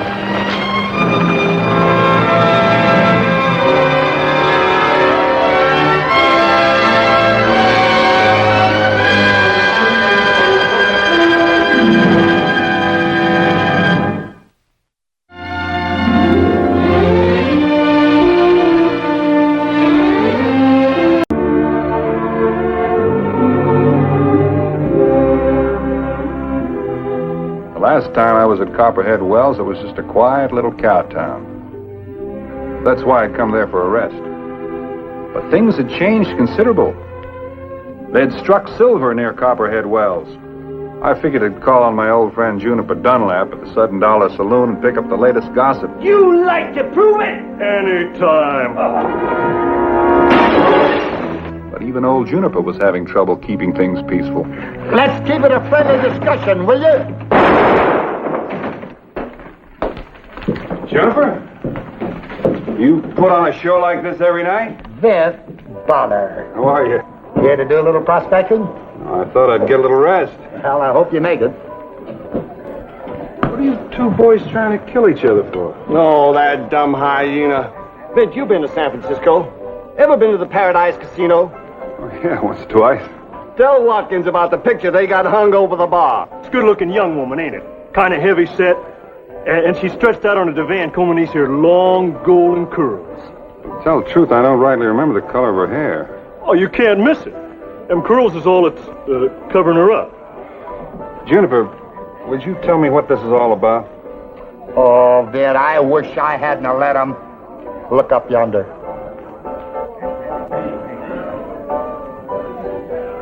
Saloon ain't a saloon without it's got a good-looking woman over the bar. Yeah. Dunlap wouldn't pay for it, so me and Hooper took a collection. Oh, and you, bought yourself a painting, huh? No, we don't want nothing second-hand. We hired an artist. Mr. Stuart Woolsey, hauling clear from St. Louis. I don't see anything funny about it. It'll only cause bloodshed. Bloodshed? Why? You don't know the commotion that it has caused. All of a sudden, my saloon is filled with picture experts. Why, I've stopped a dozen fights already over what the hair is going to look like, what the eyes is going to be like. Only so far, they ain't worrying about nothing but the face.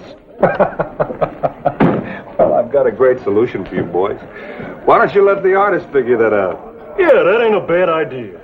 All right, we'll do it as soon as he's well enough. Well enough? He didn't get shot already, did he? No, well, we give him a little celebration when he got to town. Celebration? Why, the poor man is in bed the whole livelong day. Why don't you come and meet him, Vint? He's kind of a nice fella. Wouldn't miss this for anything. Oh, Vint, don't get yourself mixed up with them two fellers. But, Juniper, I never met an artist. Except an old man in New Orleans. He did tattoos. Thanks for the drink. Like I said, Vint, the hair was black. And you are 150 pounds on the hook.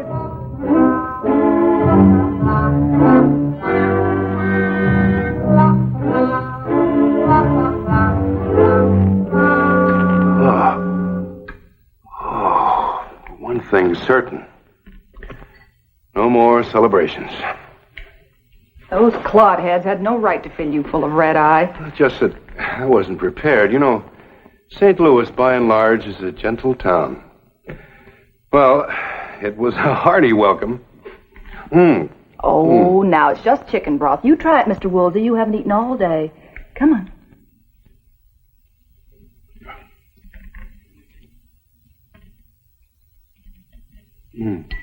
You were at the party? Yeah, I got roped into it. Don't you remember? You know, I have a very foggy picture of the whole evening. Miss, Lucy Collins. I work at the Copperhead Cafe. Lucy Collins. Seem to remember talking with you. Yeah. You were asking me to pose for your picture. Really? I must have had one or two lucid moments.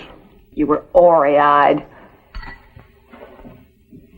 Not if I asked you to pose for me.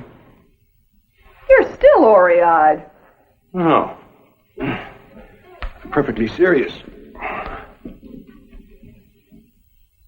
You have excellent facial bones. I think you better have some more broth, Mr. Woolsey. Oh, creamy pinks, yellows, I'd say. It's with a dark velvet drape trailing across your back. Wait a minute. I'd have to look you over by daylight. Now hold it 1 minute. Try a number of interesting... Now you stop it right now. I know the kind of pictures they hang in saloons. This won't be tawdry, I promise you. Could make you famous. Well, I've been too famous already. Look, I'm flattered and all that. It's just I am not going to hang on some wall for every saddle buster to come in. Don't misunderstand me. Look, I've had my share of rough times, Mr. Woolsey, and I've come pretty close to getting a poor reputation. Once or twice. But I'd like to do better. Look, I'm not asking you to do anything wrong. Oh, no, just lie around on a couch all day in my creamy yellow. Lucy, I want to paint your face. Just my face? Certainly. Is there something wrong with the rest of me? Oh, no, of course not. But a rare face. A beautiful face. You're a very lovely girl. I am? Yes, you are. Woolsey! Come in, but quietly. You feeling better? Much better. Lucy's been a great help. Oh, yeah, thank you, Lucy. Brought somebody to meet you. Mr. Stuart Woolsey, Mr. Vint Bonner. Vince, the kind of artist we got in these parts, Mr. Woolsey, with a gun. Well, I'm sure Mr. Woolsey doesn't relish the comparison. Every man to his talents. We'll keep the gunfire down outside till your head feels better.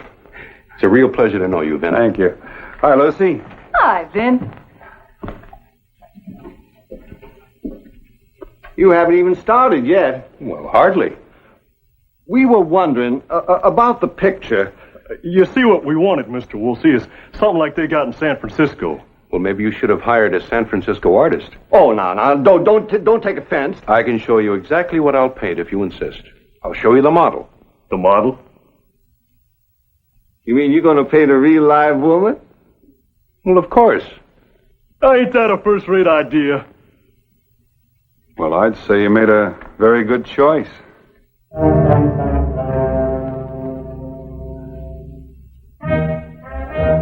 Not Lucy. You mean Lucy's gonna come here by herself? Well, Mr. Woolsey, in the San Francisco picture, the lady ain't dressed for company. You fellas may have to help me persuade her. But, won't folks know it's her? Well, of course. Well, I haven't said I'd do it yet. I surely hope not. Woolsey, you gotta be careful. Lucy'll never do. Now, do you want to tell me what's so all-fired disgusting about me? Now, you know you can't. I suppose I'm not good enough to hang on some saloon wall. It ain't that. It's Boyd. Boyd? Lively? Sure. Lucy ain't a free woman, Vint. Not altogether. Who says I'm not? Boyd, you know he won't let you come here with no Boyd stranger. doesn't own me. Now, Lucy, you just get somebody killed. Who's scared of him? Well, I am. Me and Hopper thought this thing up. Now, hold it just a minute. Is Boyd in town? No, he took some more to the county assay office. But he'll be back in a day or so. You're going to have to get somebody else. Where do you get the right to tell me what to do or what not to do, Hopper? To stand there and tell me who my friends are? Lucy, if you really are going with Boyd... Then it's nobody's business but my own, and neither is this. When do we start, Mr. Woolsey? Lucy! You wanted a picture to grin at over your beer, didn't you? Well, we'll give you one. Now, see what you got me into? Man, it was your idea. It was your idea. Now, listen. I stood right in that saloon and told you what we needed in that was saloon. All I said was black hair. Black hair. Oh, All I the the bar. I told you it had to be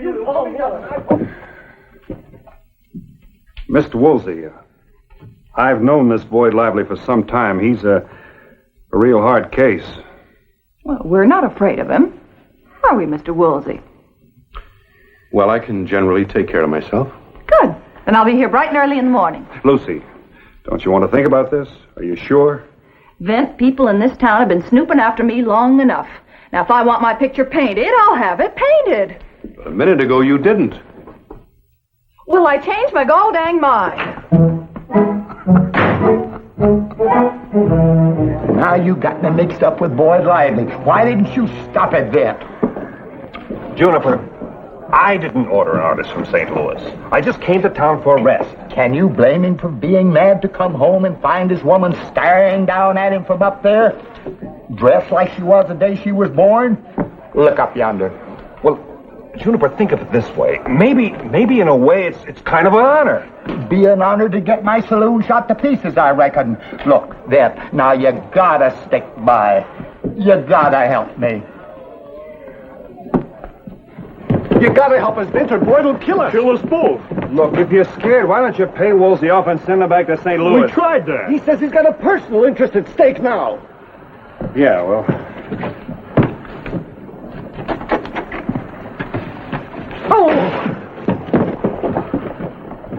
The girl is an inspiration. I'm going to be at the top of my form, Vint. Glad to hear it. Last night, why, I could only see a fraction of her beauty. But this morning... What about this morning? The flesh tones, the texture. It does your heart good just to think about it. Maybe we ought to talk a little about the picture you're painting. Oh, it's too early, Vint. I couldn't possibly tell you yet. Well, little things like, which way will Lucy be headed? Things like that. You must never ask an artist to discuss a work in progress. Don't worry, Vint. You know, painting the female figure has been a high and noble art for centuries. Haven't you ever seen the great classic portraits of women? Don't you know Titian, Boucher, Rubens? I know Quincy Rubens once down in Tombstone, Arizona. Well, no, it's not the same one.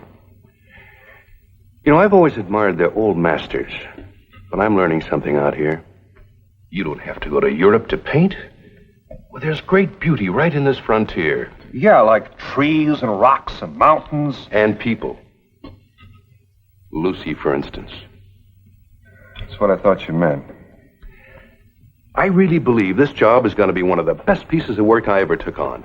I don't know anything about the things you know about, but I know this country. And I know Boyd Lively. He can be mean. Well, does that imply I'm to be afraid of him? No, but out here a mean man settles his problems with a gun. Are you handy with a gun? No.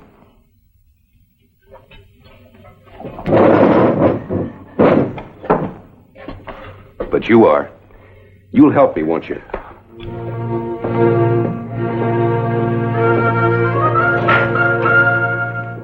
So I wound up bodyguard for most of the town.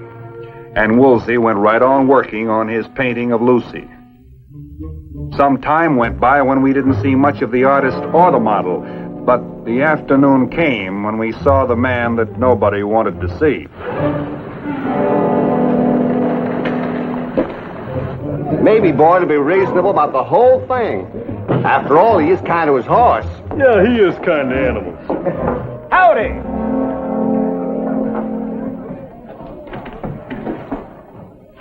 Howdy, Bonner. Howdy, Boyd.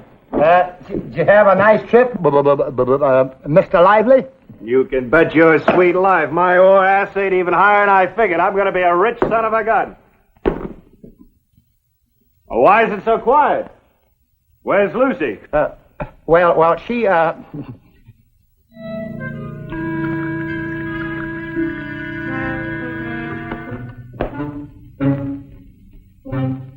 had a long, hot trip. I need sociability. Boyd, I'd like to talk to you. And I don't want you to get upset. What is it, Vince? What happened to my girl? Oh, nothing's wrong with her. She's out. Being painted. Great day in the morning. What color?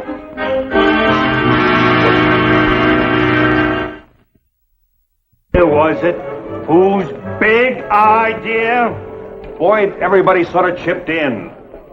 Somebody had to set things in motion. Dunlap? Boyd, I swear. It was me and Hopper. You and Hopper?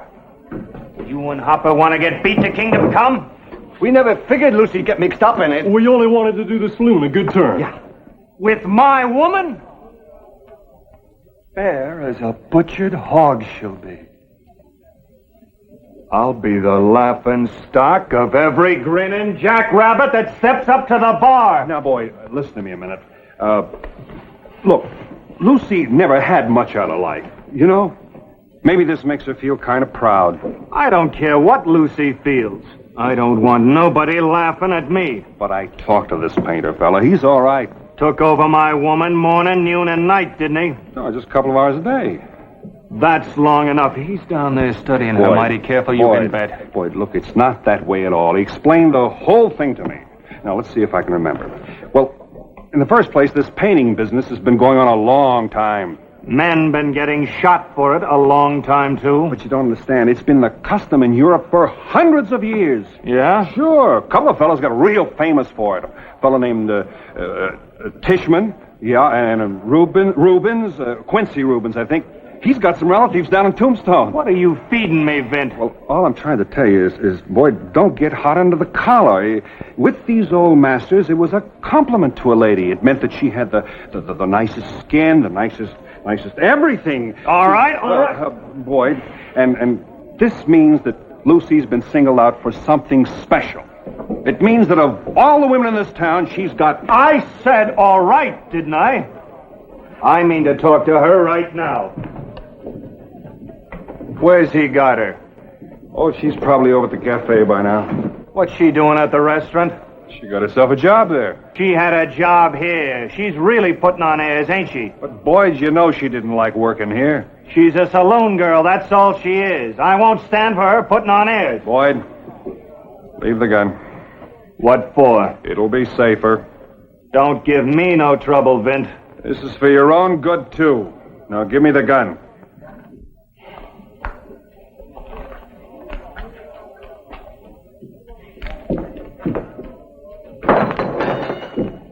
I'll go with you. I haven't done anything wrong. You expect me to believe that? Well, I'm telling you, and you'd better believe it. You're acting pretty high and mighty, ain't you? Nobody runs me, Boyd. Nobody. You're my girl. Well, you have a fine way of showing your appreciation, bragging about me all over town, taking me for granted. At least Stuart treats me like a lady. Stuart? He's a gentleman. Some gentlemen let you sit around all day without any clothes on. All right, boy, cut it out. Now, stay out of this, Vint. Look, don't start. It's all right, Vin. It's all right. You can't hurt me anymore. Now you get your carcass out of here and don't you ever bother me again. I'm gonna tear him apart.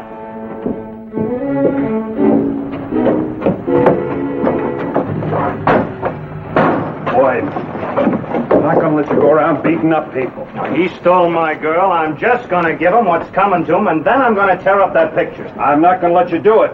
I ain't armed, Vint. You wouldn't throw down on me. Afternoon. This him? Stuart Woolsey, Boyd Lively. I want to see the pictures you've been painting, mister. Oh, I'm sorry. It isn't finished. I don't care if it isn't finished. I do, though. Now, listen. Now, Stu, Boyd, let me... It's all right, Vint. Let me handle this. Mr. Lively, it's an old rule of mine. No one ever sees my work until I'm fully satisfied with it. Now, this painting should be finished tonight or tomorrow. Meanwhile, I'm sorry.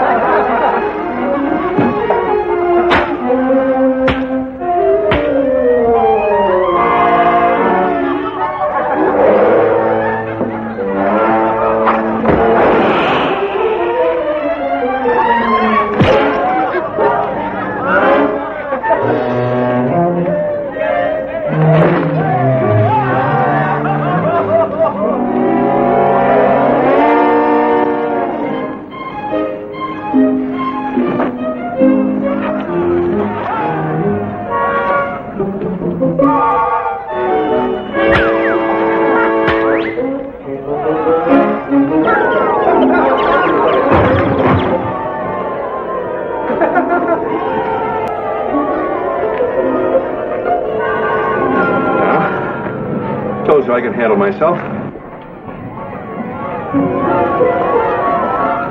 You certainly can.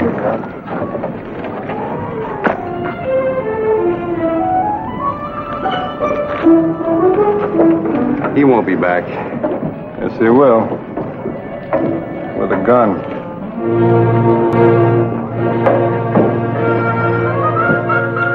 I can't force him. Don't you understand? You'll be killed. Not till the picture's finished. What if he's armed? Well, if he's armed, I'll accept a collaborator. Stuart, listen. Is that all you can think about, a piece of canvas? It's very important to me. Isn't it important to you? Well, not enough to get you killed.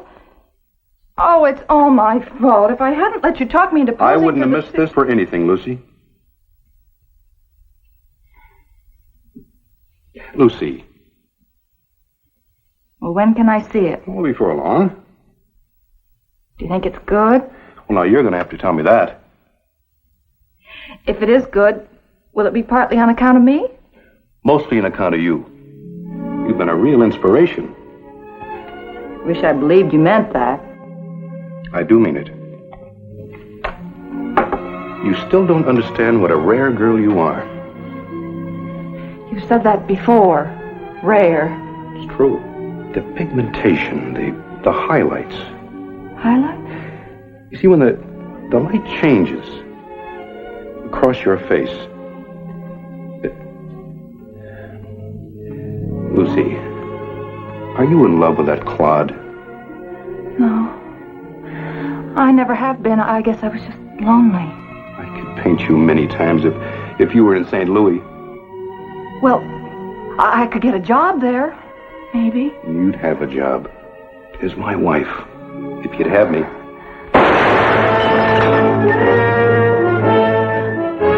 I'll be back.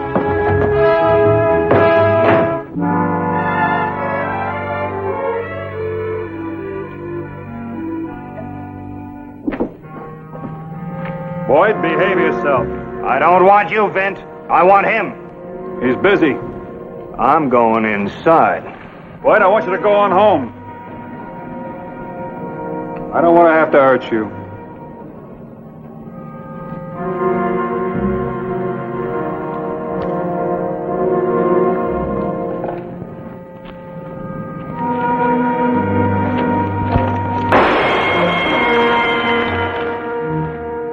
Now, go on home.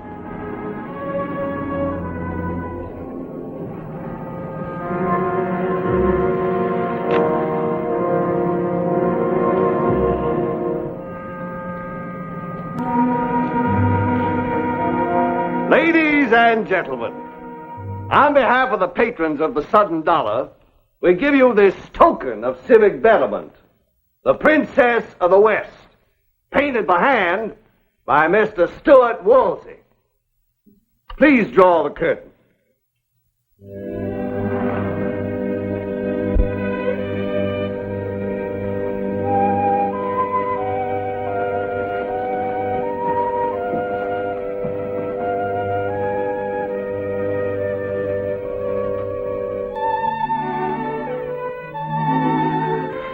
Vint, there ain't a thing wrong with that picture.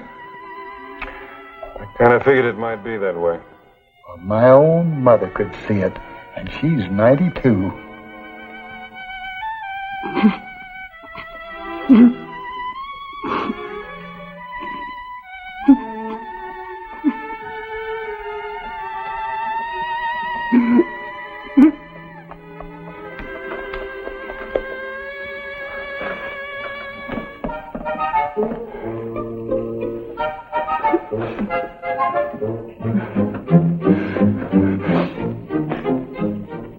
Lucy and Woolsey did like the storybooks tell. They lived happily ever after. And of course, you see pictures of her everywhere. Look for them if you're in the right saloons. You might enjoy them.